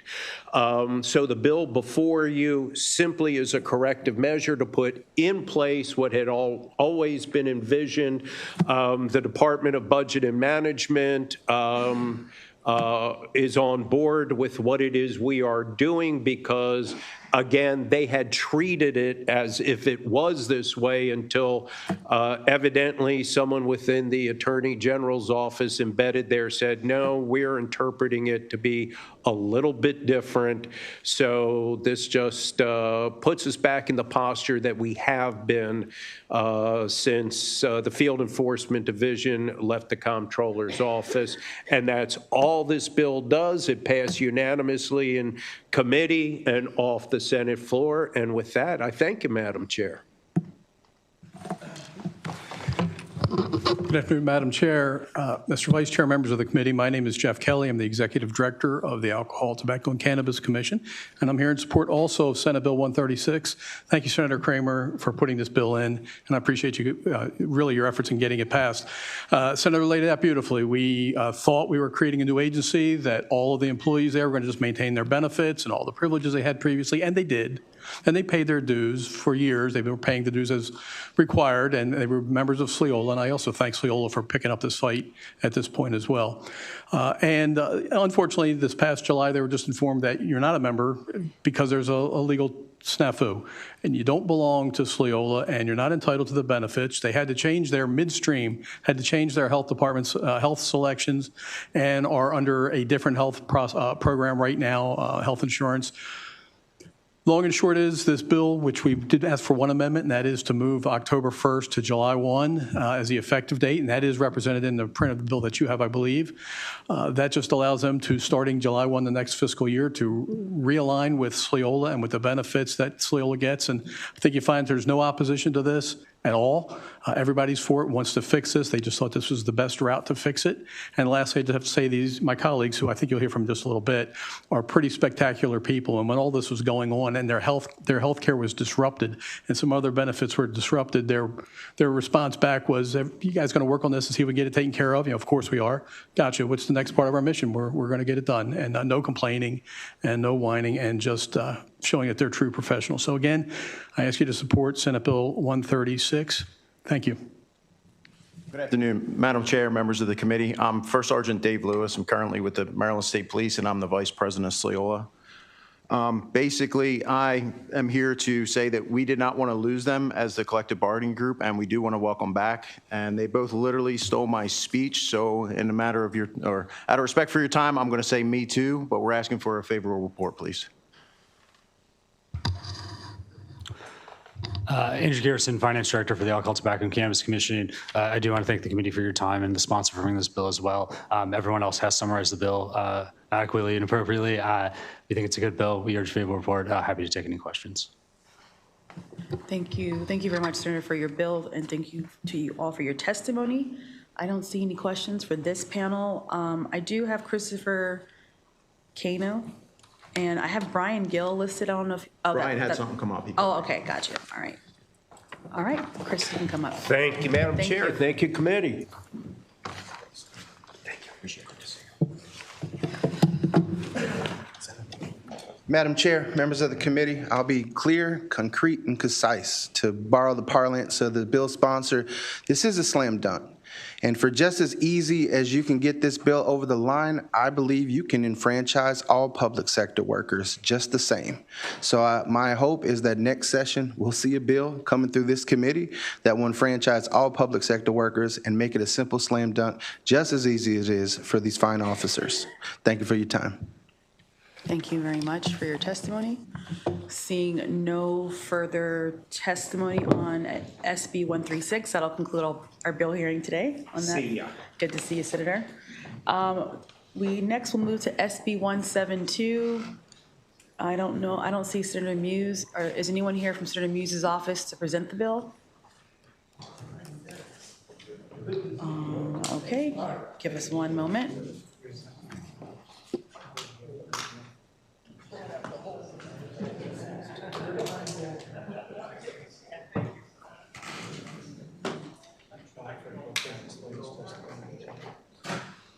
I'm here to testify on that bill.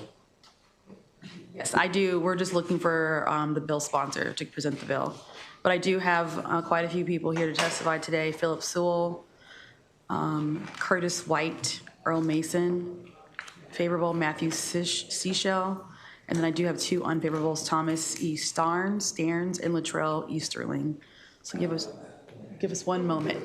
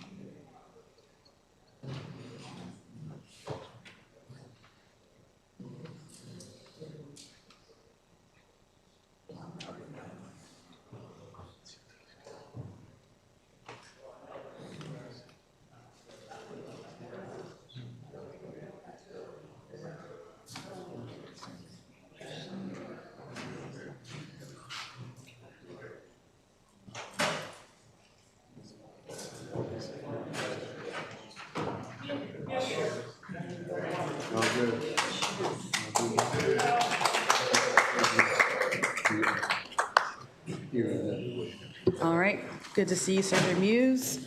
And you don't, I don't have you listed with the sponsor panel, is that correct? As far as I know, right? Okay, all right, just want to make sure. There are people here to testify in favor of the bill, however. Right, I think so, yes, yes. I beg you, I'm sorry, you know how it is. Sitting over in judiciary, they ask us 1,000 questions, and I'm just kidding. But thank you very much, Chair Wells and Vice Chair Kerr and members of the House Government, Labor, and Elections Committee. I appreciate the opportunity to present testimony in support of Senate Bill 172. This legislation, as it is submitted, passed the Senate 42-1. And I'm sorry, year before last. And this year, 43-2, this legislative session. You'll hear from a few church members who will speak to their personal experience with potentially disaffiliating. Senate Bill 172 updates Maryland law governing property ownership within United Methodist churches to reflect fairness, transparency, and modern realities facing local congregations today. Current status requires that all assets of a Methodist church be held in trust for the United Methodist Church, even though all of these churches have their deeds. They've never had to give up their deeds. They have their deeds. But even when the church, as most of them do, local congregations acquired, maintain, or improve the property using its own resources and later sought to disaffiliate. This bill repeals that mandatory trust requirement and replaces it with a clear, balanced statutory framework. Now, under Bill 172, a local Methodist church that disaffiliates from the United Methodist Conference may retain ownership of its property. Some have been held by that church for 200 years.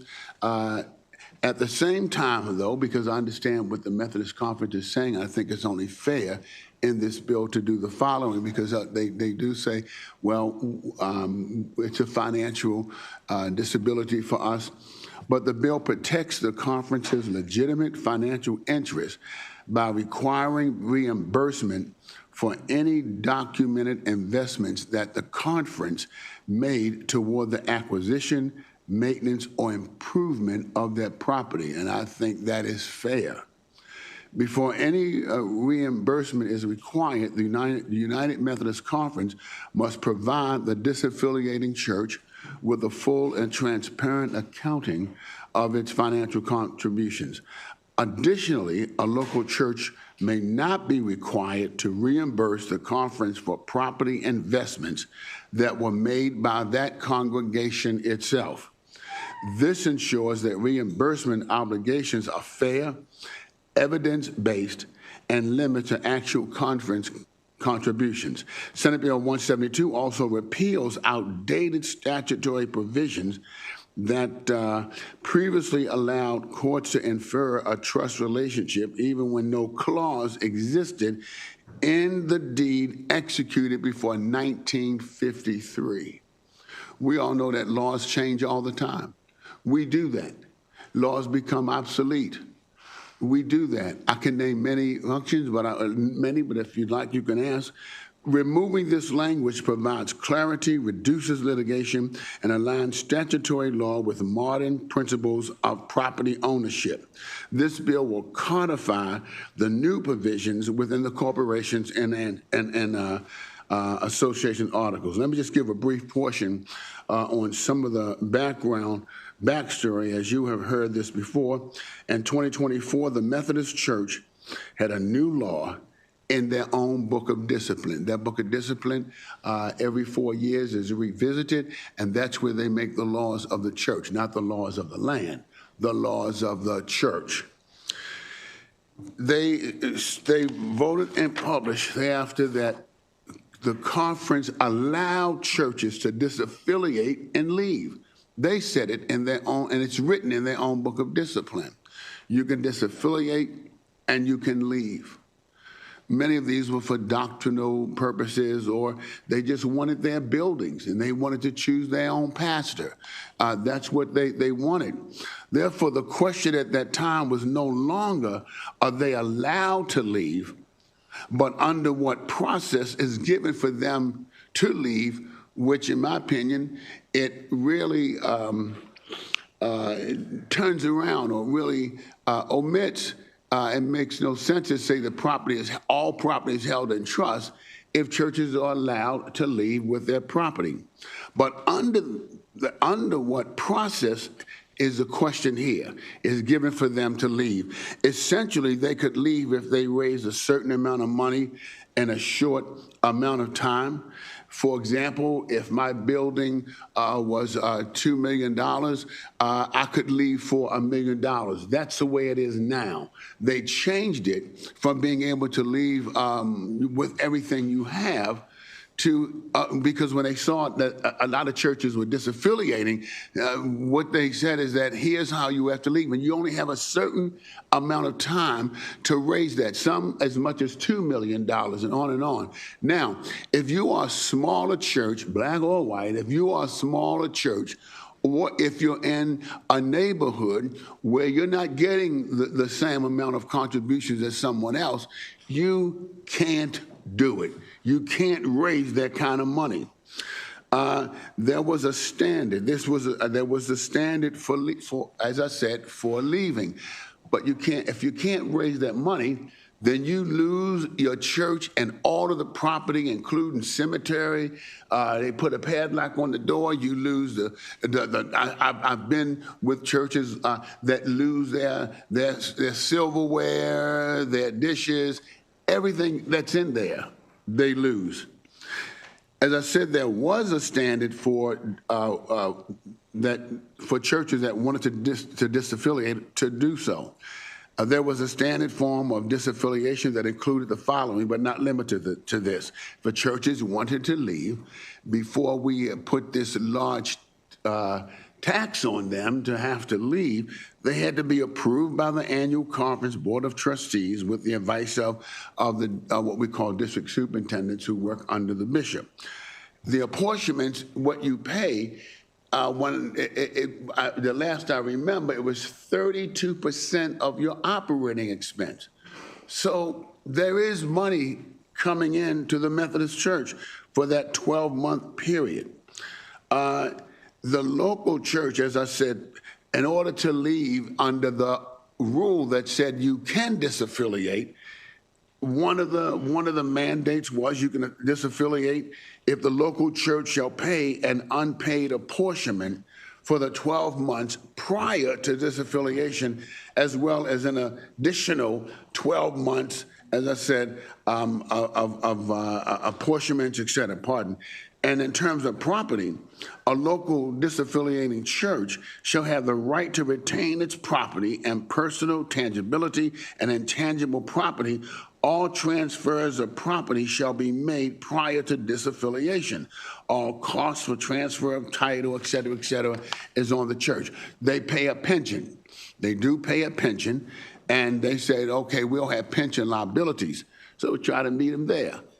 The local church should contribute withdrawal liability in the amount equal to what paragraph, paragraph 2525 in their book of discipline says.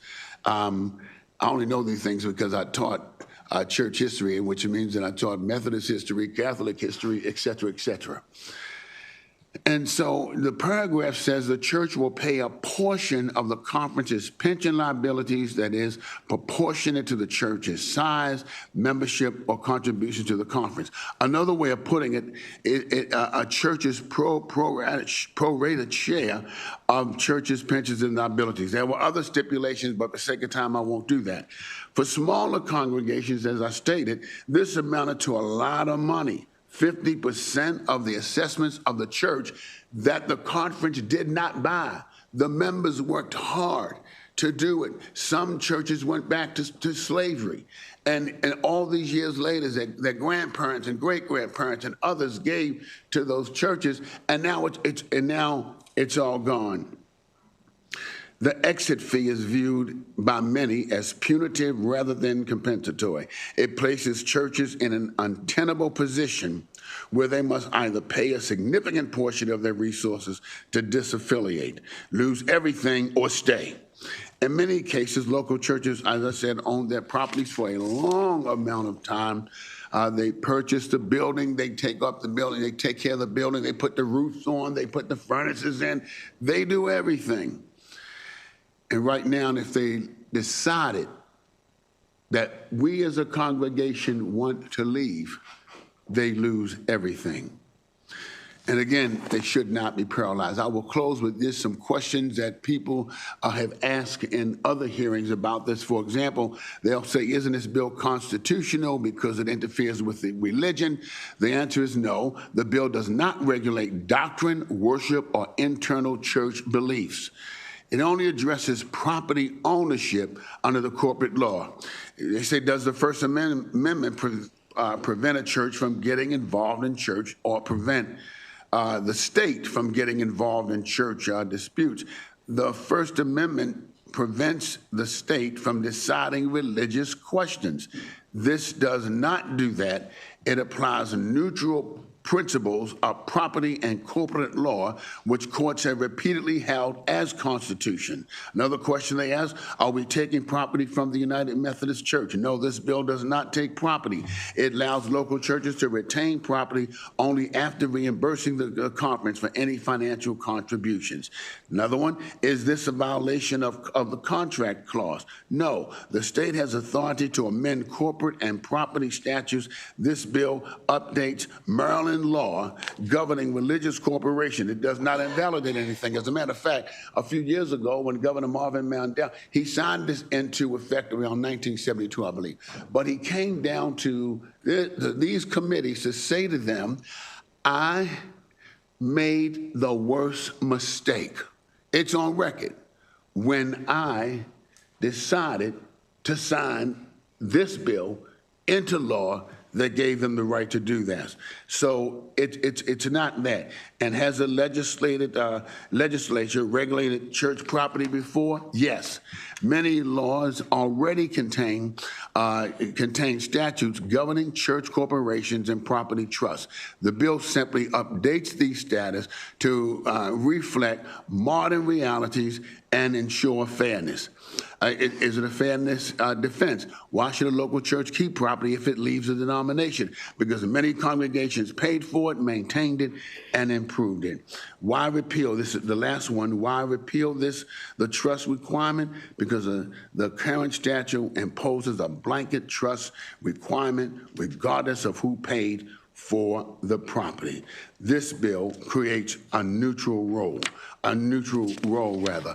And so there are many more. If you ask questions I'm able to answer, it is with these questions and with these answers and with this testimony that I ask you to do what many churches have done. If you're Baptist, you do it Baptist way. If you're Presbyterian, you do it the Presbyterian way. They all have a right to choose their pastors, and the Methodist Church will say, well, we take the money because we provide spiritual, help. Well, I don't know, what does that mean to a local church who may say, well, we don't think so. And the next question, the next thing that they say is that we provide pastors. What if a church decides to provide its own pastor? Can they do that? And if not, why not? Churches should have freedom to choose where they want to be. And with that, Madam Chair and others, I ask for a favorable report on this bill. Thank you very much, Senator. We have some questions from the committee. We'll begin with Delegate Lehman. Thank you, Madam Chair. Thank you, Senator Muse.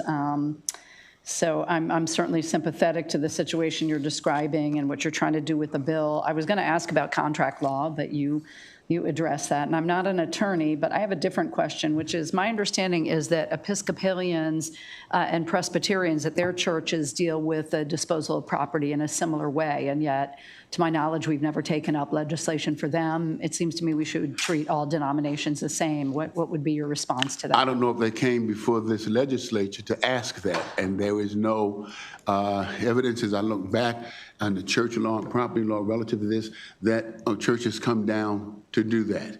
The Methodist Church has been here 3 years in order to get that done. So that's up to those denominations to make those decisions. Okay, well, thank you for that. You're welcome. Delegate Fair. Thank you, Mr. Chair. Thank you, Senator Muse, for bringing the bill forward. I think bouncing off of Delegate Lehman's, very, very logical question, I felt like the impetus of your argument is philosophical in nature about why the state should be allowing this disinvestment and this removal and being able to disaffiliate for the churches. So I guess if you could help walk me through how you ended up settling, I believe there's 4 separate faiths that are all covered under these state trusts. Why just the Methodists? Again, I'm going to say the same thing. What the Methodists did that was different. I don't know what the others do. But once you say to people whose ancestors not only paid for the building, but they're buried on that property, they raised the money to do it. And once it was said that you have to pay all of this money in order to leave, that made it different. That made it different than a doctrinal dispute.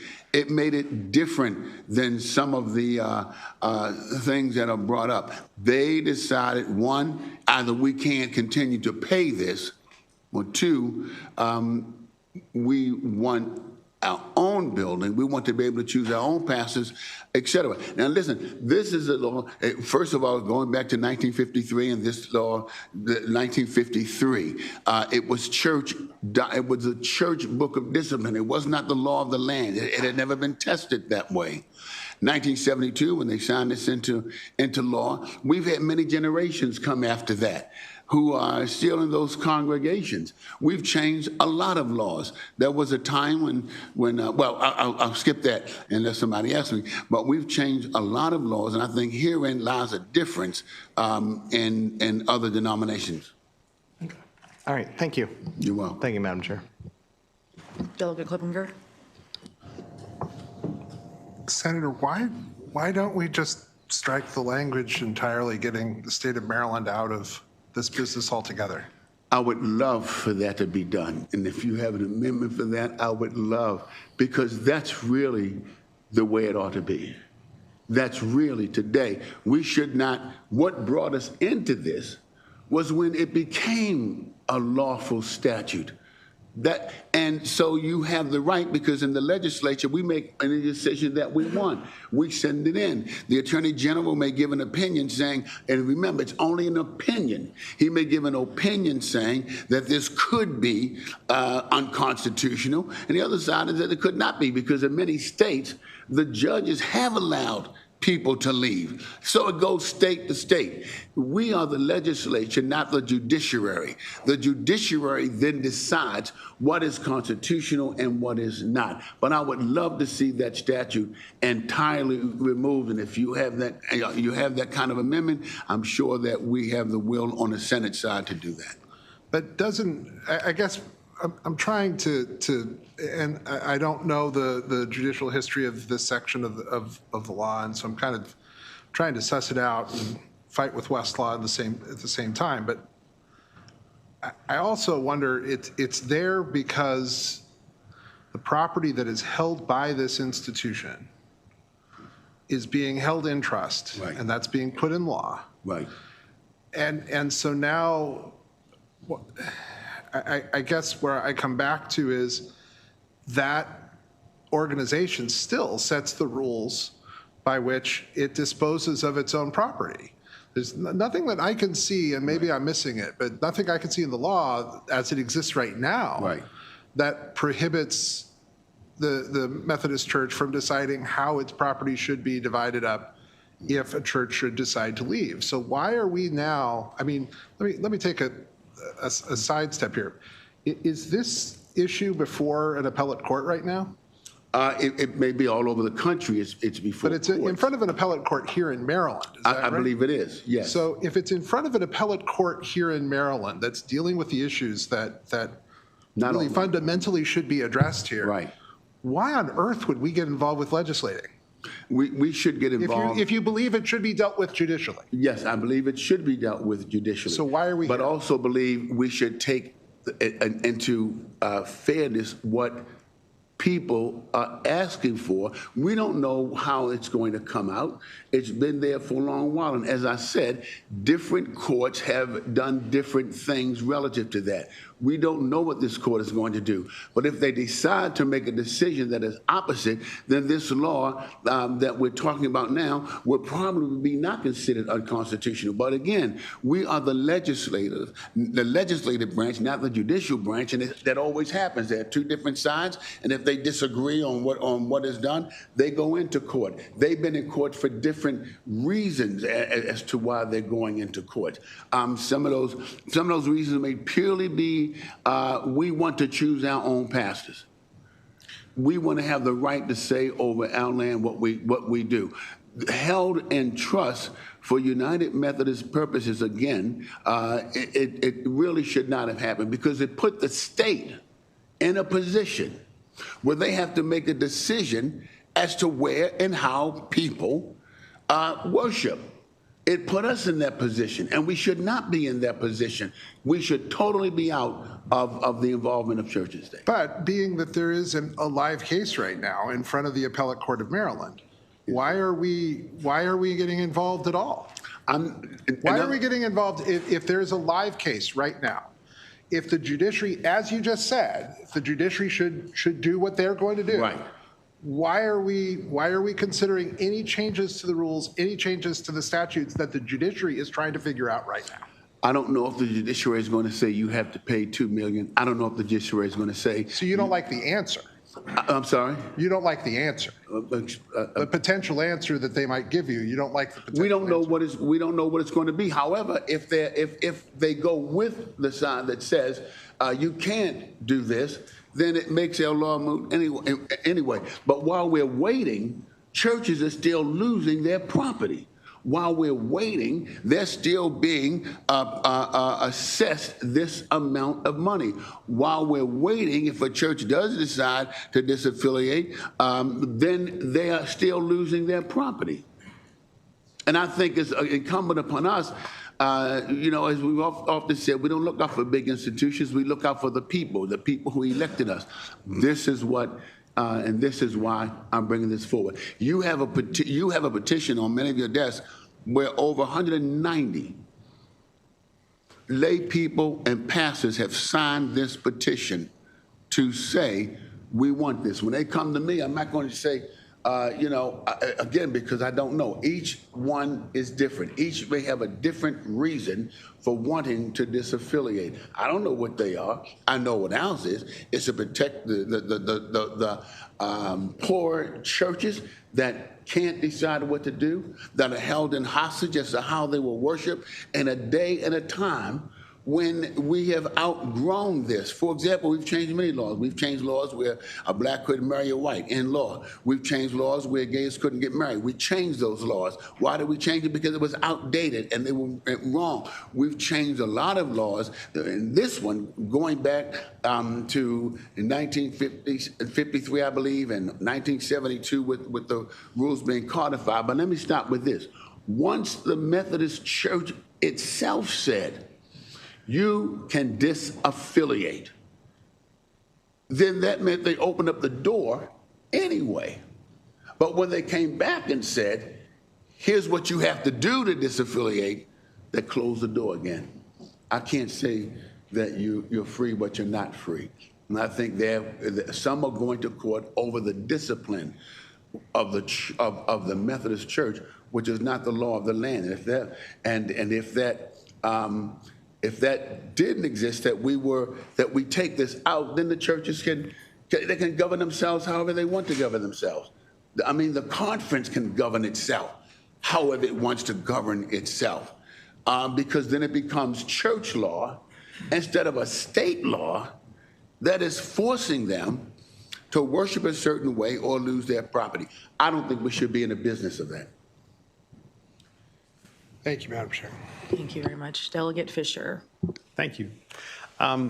So thank you, Senator Muse, for being here. Question, I know this issue exists actually statewide. It's not just a localized issue. That's correct. It exists in Calvert County as well.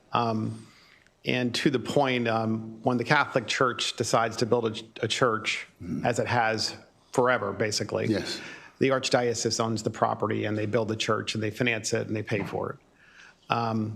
In Calvert County, the Methodist churches, all of them, were built by individuals in the community with their own hands. They donated the wood, and they donated their labor and their time. Does that sound familiar? Yes, it does. Okay. And in addition to that, in Calvert County, the Methodist church members also maintain the cemetery. Correct. They maintain the church after they've already paid for it and built it. Correct. And they maintain the general grounds, and they staff the church, with the exception of they volunteer, to staff the church, and they clean the church. Correct. Correct. And the exception is that the conference actually appoints, I presume, a minister. A minister. Yes. Right. And that's the one and only thing the conference does for the most part, or is there more? That's the biggest thing. Okay. That's Are there the other biggest things? thing that they do. And there are some churches who are saying that was good in my grandfather's day, but we don't want a pastor who comes for just 3 years and leave, and then another one comes and leaves. Yes. We want the ability to have the right to choose again. So in the Catholic Church, of course, when you don't like a specific priest, and that happens frequently, by the way, people just leave. Right. And sometimes they'll go to, maybe because the Catholic Church is prolific, they might go to another church, another Catholic church location. Correct. But that's not so much the case with the Methodist Church, depending on where the Methodist Church is. Right. And so what we're finding in Calvert, and my gut is it's happening all over the state, because I've been hearing about this for years, is the individuals are like, well, we've had a dialogue with the conference, and the conference isn't responsive, other than to say, buy back the church that you built with your money and your hands and your labor, and that your grandparents and great-grandparents built. Now buy it back from us, and then we'll let you out. And you're like, well, we already paid for it. How did you become the owner? Does that sound right? Yes, it sounds right. In the Catholic Church, for example, they build most of them. They own the property. They have the deeds to it. That's not the case here. These people have held on to their deeds for generations. Sorry. And I hear what Delegate Clippinger is saying, and have a great deal of respect for his knowledge of the law, needless to say. But I didn't want to give this background because it is a truly relevant background. And in our case, what we're finding is, and this is really the sad part, is when an individual church wants to disaffiliate, the population at those churches are getting older and older and older. And so the conference is trying to wait out all these people until they die. Correct. And then just take the property and do whatever they want with it. In some cases, they just sell it. Correct. So it's really very unique, and it's a lot more complicated than I think most members of the General Assembly understand. But thank you. I appreciate it. You're welcome. Thank you for the question. Thank you. Delegate Sample Hughes. Thank you, Madam Chair, and thank you, Senator Moose, for the legislation. I just had 2 questions for you. Can you repeat what you said, what the apportionment is? I think it's the apportionment, but the amount of the percentage that the church is supposed to pay to the conference? Back then, when my dad, my father, and others, when he pastored the church, it was as much as 32% of the operating expense. I don't know what it is now. I don't know what it is. Okay. That or close to, yes.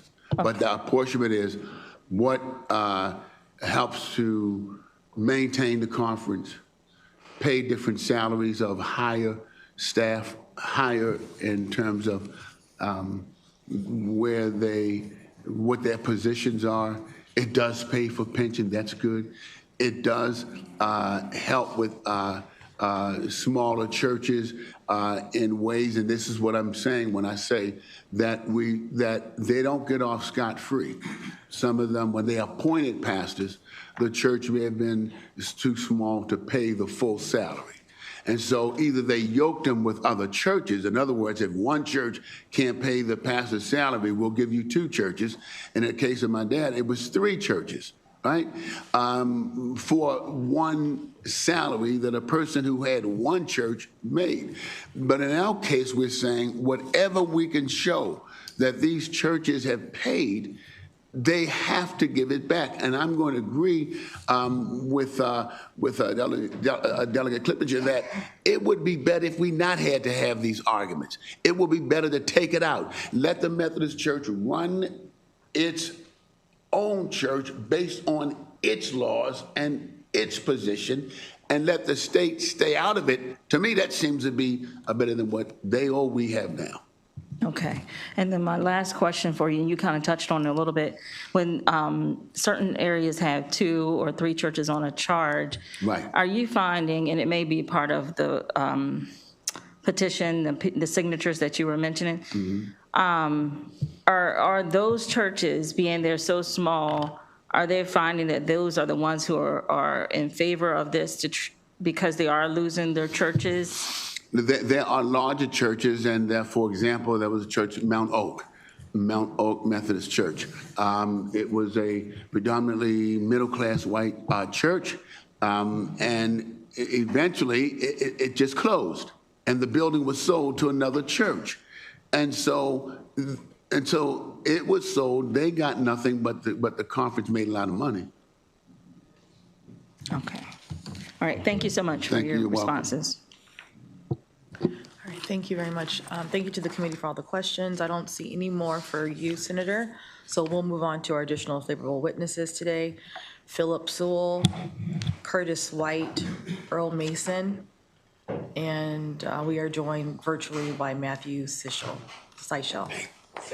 Sickle. Thank you.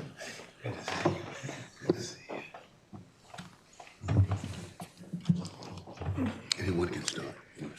Good afternoon, Madam Chair, Mr. Vice Chair, and the members of the committee. I am Philip Sewell, a leader of the Bethesda Methodist Church near Damascus, Maryland. Our church supports enactment of Senate Bill 172.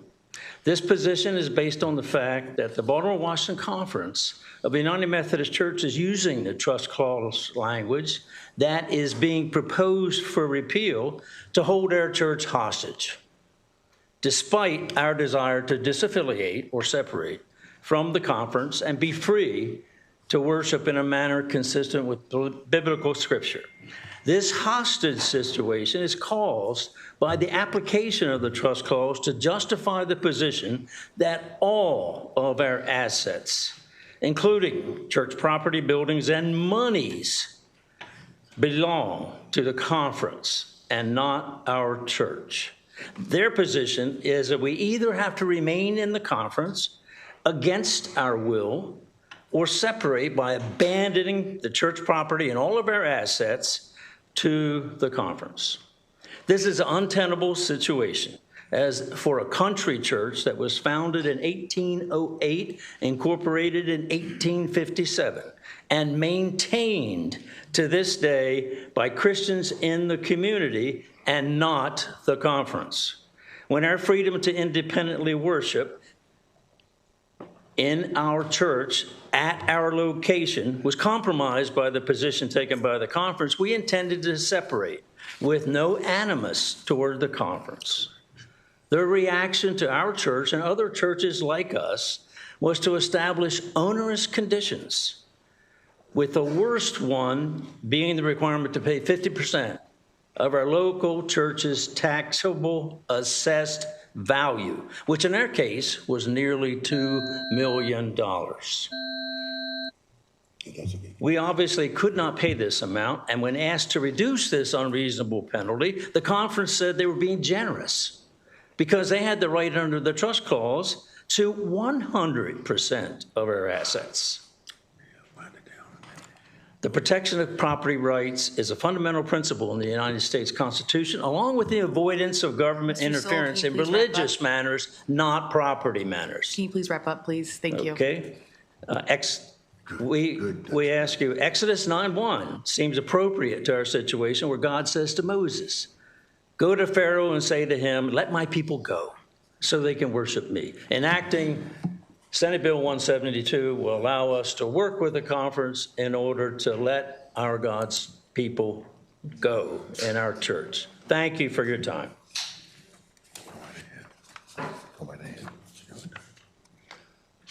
Thank you for the opportunity of being here. My name is Earl Mason. I've been a United Methodist pastor for over 50 years, and I'm currently serving Rock Run Church. This is the first time in my lifetime, and I've seen a church split. That's what it is, a church split. The last time was during the time of the Civil War. Out of this church split, we have founded the Global Methodist Church. Last year, they had 5,000 plus congregations. This year, they have 7,000 plus congregations. And there are, out of this as well, innumerous independent churches. Out of the approximately 53 annual conferences, 70 proceeded with a disaffiliation route that is very similar to what is in this bill. 3 chose to charge the churches 50% of everything they own, everything they worked for, everything they have been able to do.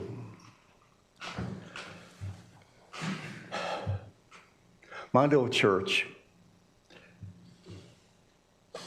was told they had to pay for their freedom, a figure that was approximately 200 years of the conference asking in advance. This was out of our grasp, and it wasn't fair. This is not a small issue.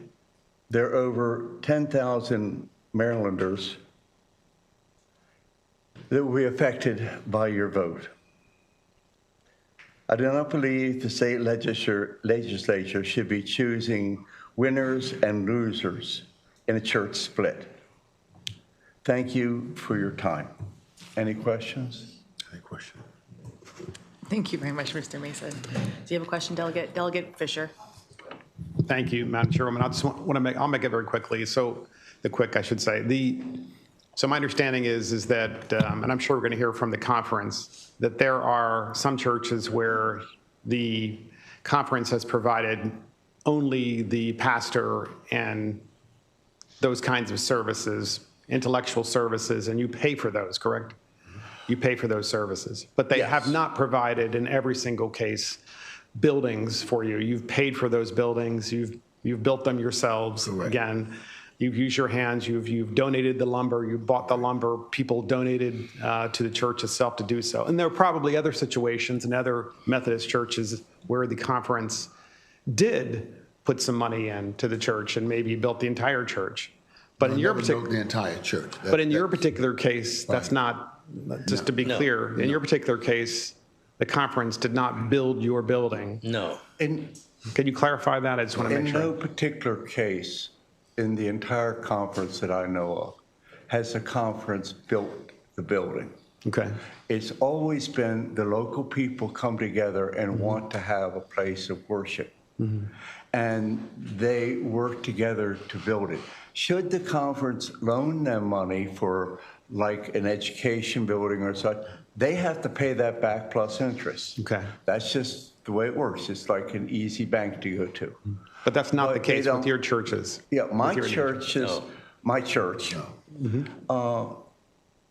has been around since 1785. Long before the conference. Which is actually before the country, the Constitution.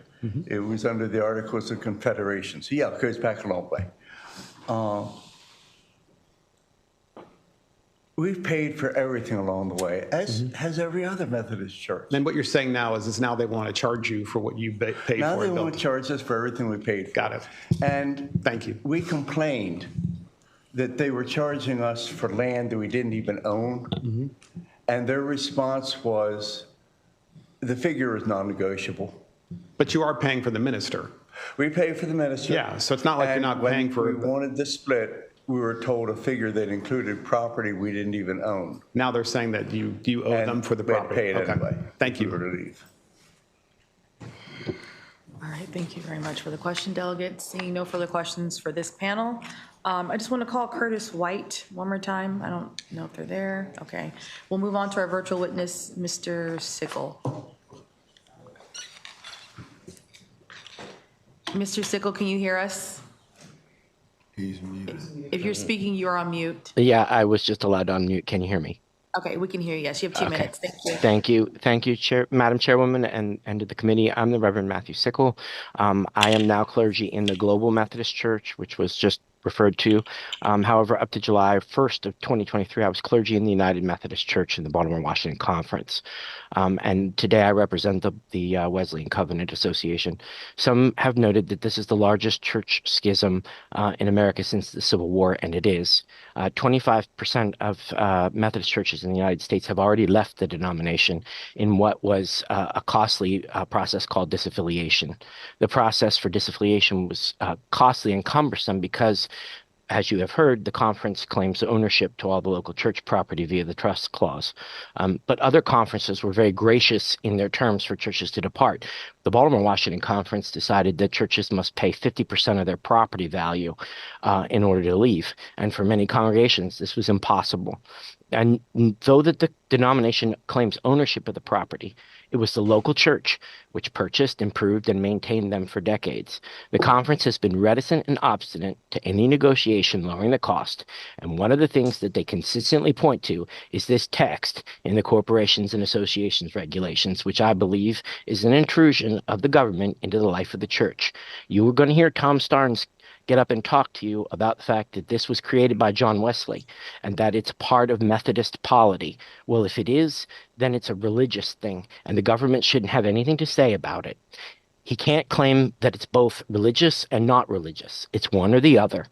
And in this case, I feel that this is an illegal intrusion of the state government into the life of the church. Why this is written into the state government clause, he says it will make it easier for him to deal with lawsuits that come up and all kinds of things that happen. There are plenty of other churches where they have trust clause relationships that aren't governed by the Code of Maryland. So I would ask for a favorable report coming out of this committee for this bill. Thank you so very much.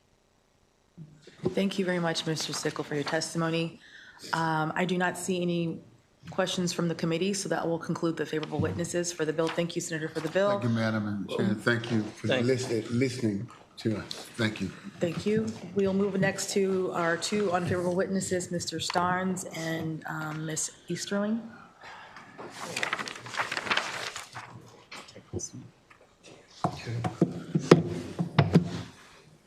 Discuss who's going first.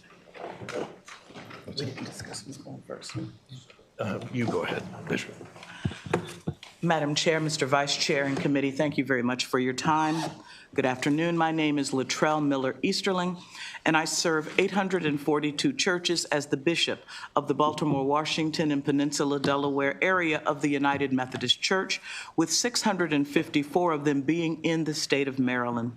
This compels me to share my concerns with Senate Bill 172, which undermines one of the defining characteristics of United Methodism, and that is the trust clause.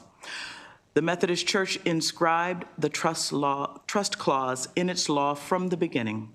The trust clause has unequivocally stated since 1797 that congregations hold property in trust for the denomination, ensuring that property remains unalienated from its original purpose, which is to support worship within the current United Methodist Church.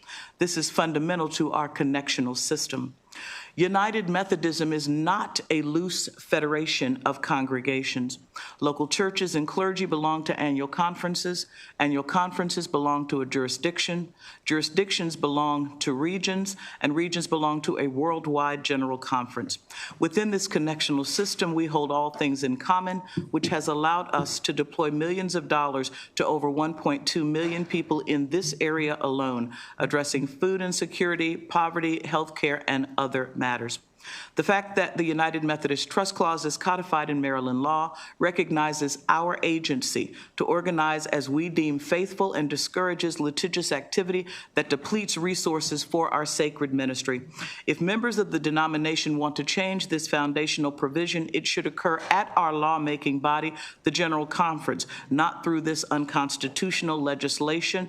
Therefore, I strongly urge you to oppose Senate Bill 172. Thank you very much.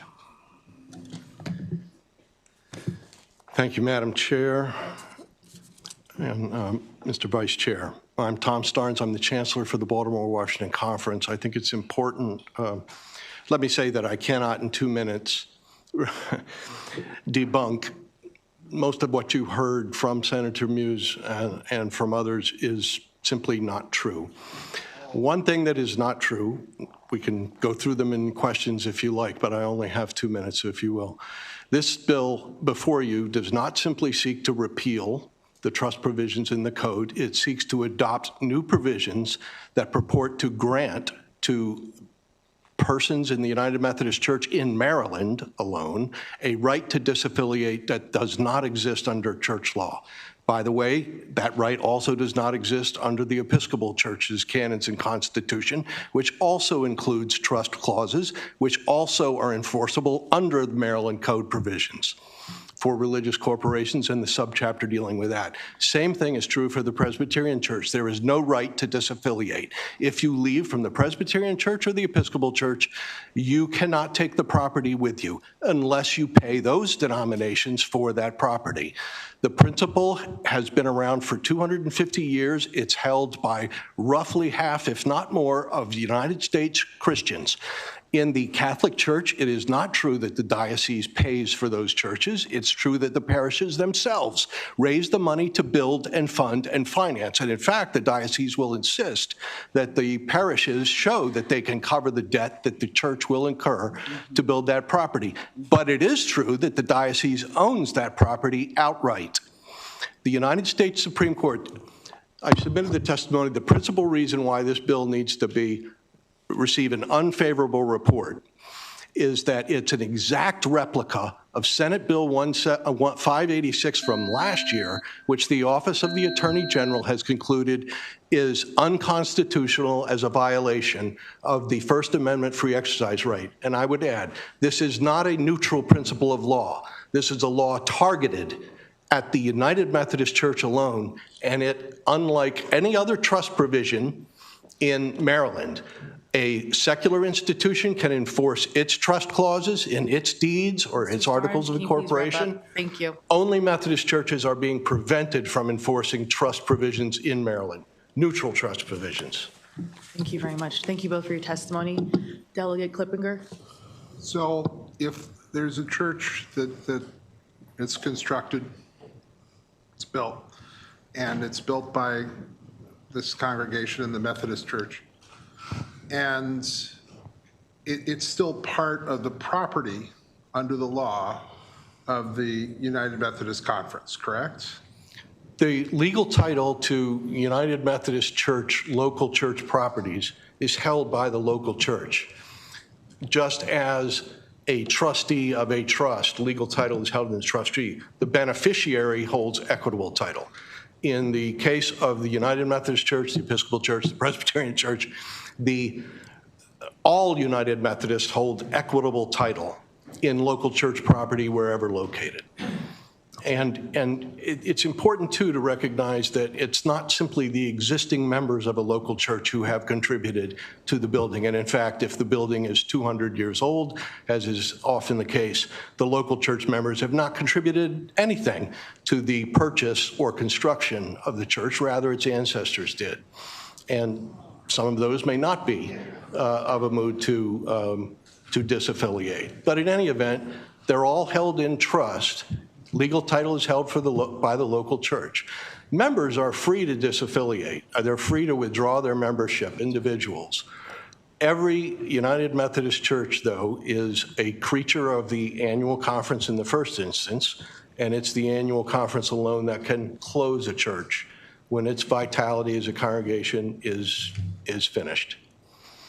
But this law purports to create, it's unprecedented, except for a Fifth Circuit decision referenced in the Attorney General's opinion, where Alabama tried to do the same thing in the civil rights era when some Alabama congregations objected to loosening of racial segregation in the Methodist Church and wanted to leave. Alabama passed a law like this to purport to allow them to disaffiliate and retain their property. In that case, the law didn't single out the Methodist Church. Even so, the Methodist Conference opposed it. It was held unconstitutional because it clearly violates a rule of ecclesiastical governance that the U.S. Supreme Court has recognized from the beginning. It's not simply doctrine or theology that is protected by the First Amendment. It's also the right of religious organizations, religious associations, denominations, to adopt and apply rules of ecclesiastical governance, including rules relating to the ownership of church property. It's absolute, that principle under the United States Supreme Court dates to at least 1879. I said a moment ago that I believe that there was an open case in front of the Appellate Court of Maryland. Just making sure, is that true? In your Absolutely. party to that case? 38 churches, including some from Delegate Fisher's Calvert County district, have filed a lawsuit, and they filed it in the Anne Arundel Circuit Court.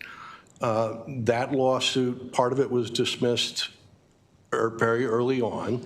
The rest of it was dismissed in a motion for summary judgment last October. The plaintiff churches have appealed. The appeal is still pending before the Appellate Court of Maryland.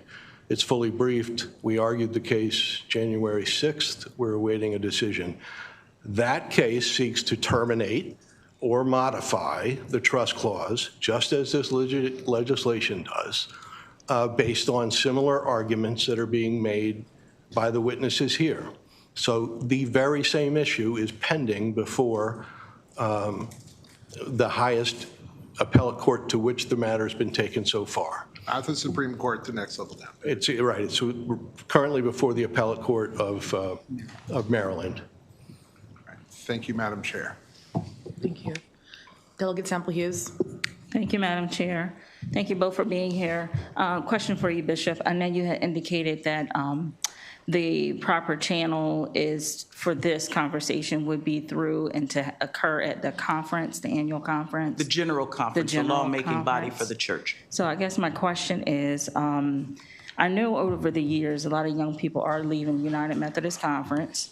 And I've noticed that, older people who are affluent, they sometimes have to step up and try to help out to finance the church, to keep things afloat, and to help where they can because they don't want to see the church being lost.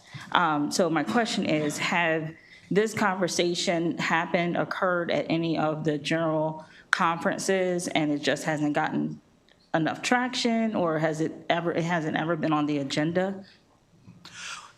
Thank you for that question.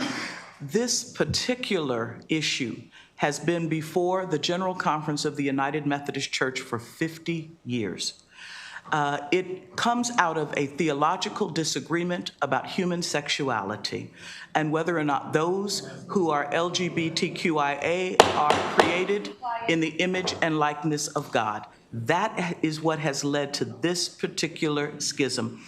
And the issue has ebbed and flowed depending upon the delegates to the General Conference. For a brief period of time, the denomination decided that because this was such a deeply rooted theological issue, that they would allow congregations to disaffiliate. It was under paragraph 2553. Again, the annual conferences were given the ability from the General Conference to design the terms of 2553, and each conference did so. That clause no longer exists within the Book of Discipline. It was stated earlier that it does still exist. It does not. It was removed again by the delegates of the General Conference because the window for disaffiliation has closed. So this has been an ongoing conversation, as I said, for 50 years. I also want us to understand that there are individuals who have contributed to particular United Methodist congregations whose contributions were specifically said to only apply or that they were being given in the belief that these churches would continue to be within the United Methodist Church. My mother was one of those people. So there are individuals who have given across history in the full belief that what they were offering would remain within the United Methodist Church. Okay. So the only thing I would say is that even before the human sexuality and all those things occurred, there was conversation about the ability to leave the conference and have the church stand on its own without having to pay into the conference. So I guess I kind of heard, it sounded at first like what I was hearing was that this conversation only started as a result of when the That's right. challenges came with the who was gay, who was lesbian, all of that. Historically, Is that correct? Historically, there was never even a discussion about disaffiliation. It was never understood to be an option until 2019, when the General Conference, based on objections for reasons of conscience regarding human sexuality, allowed folks to disaffiliate within a specific 4-year window, which when it was first enacted, everyone knew it would terminate December 31, 2023. So that the window was only ever allowed once. There's never otherwise been, and there is not now, any right under church law to disaffiliate from the United Methodist Church for any reason. Yeah, I'm sorry. Again, my response to your question was about the underlying issue that is at the heart of this, what led to the schism, and that has been debated again for over 50 years at our general conferences. But our counselor is correct. The opportunity to disaffiliate has only existed for a very narrow period of time. Prior to that, congregations, there were other avenues under the Book of Discipline to leave, and it would typically require 100% of the fair market value of a property. And so this was crafted to give a more lenient opportunity for congregations to be able to disaffiliate. But that window is now closed. Okay. If I might add to Thank you. We have one more question. Delegate Fisher. Thank you, Madam Chairwoman. I'm curious about the process of what happens with a church that wants to disaffiliate, but they're not allowed to because they couldn't have afforded to buy back their church that they built.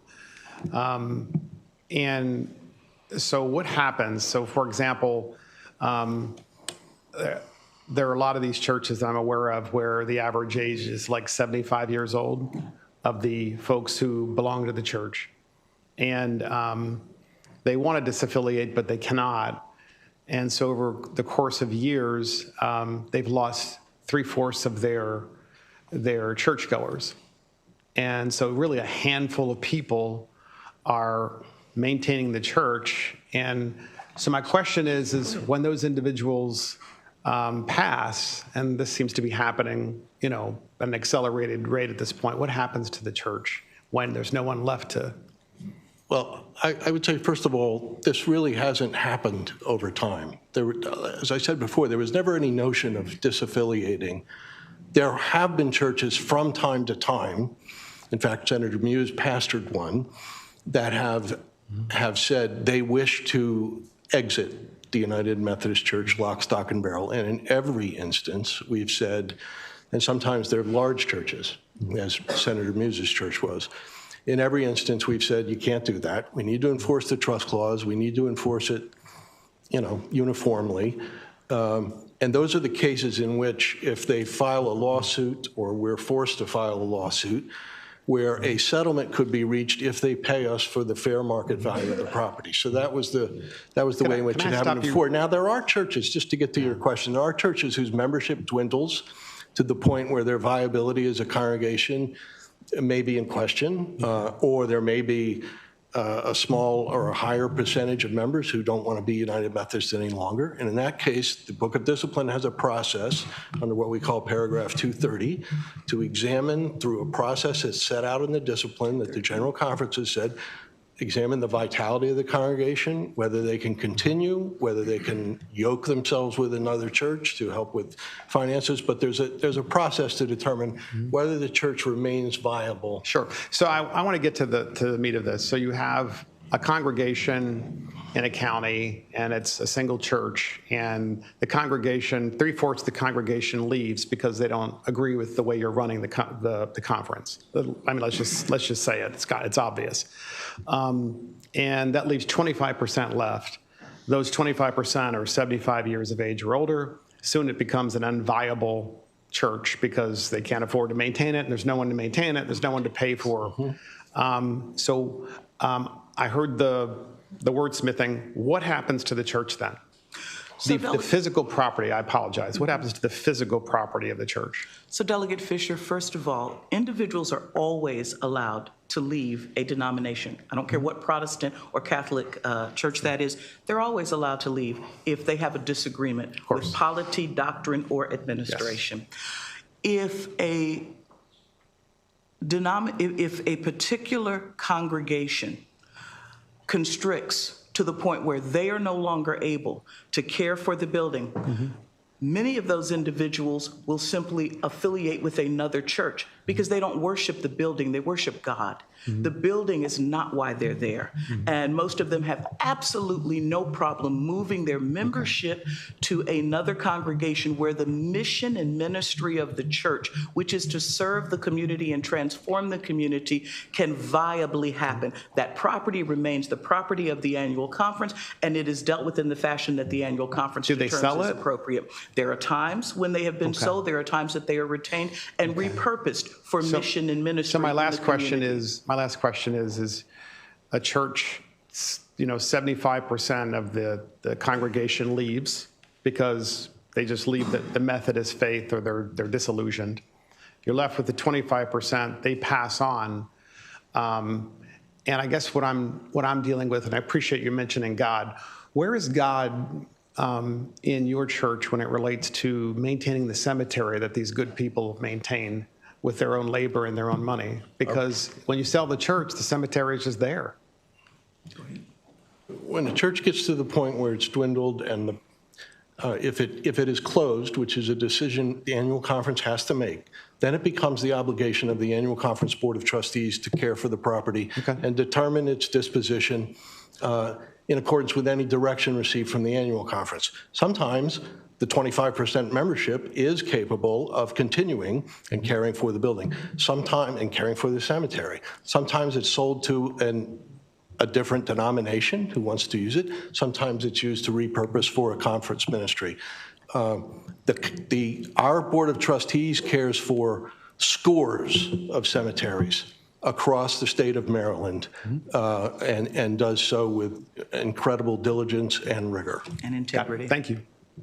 All right, thank you very much, everyone. Seeing no further questions from the committee, that will conclude our bill hearing today for SB 172. Thank you again for everyone that's here Thank you very much today. That will also conclude our bill hearings for today. We are adjourned.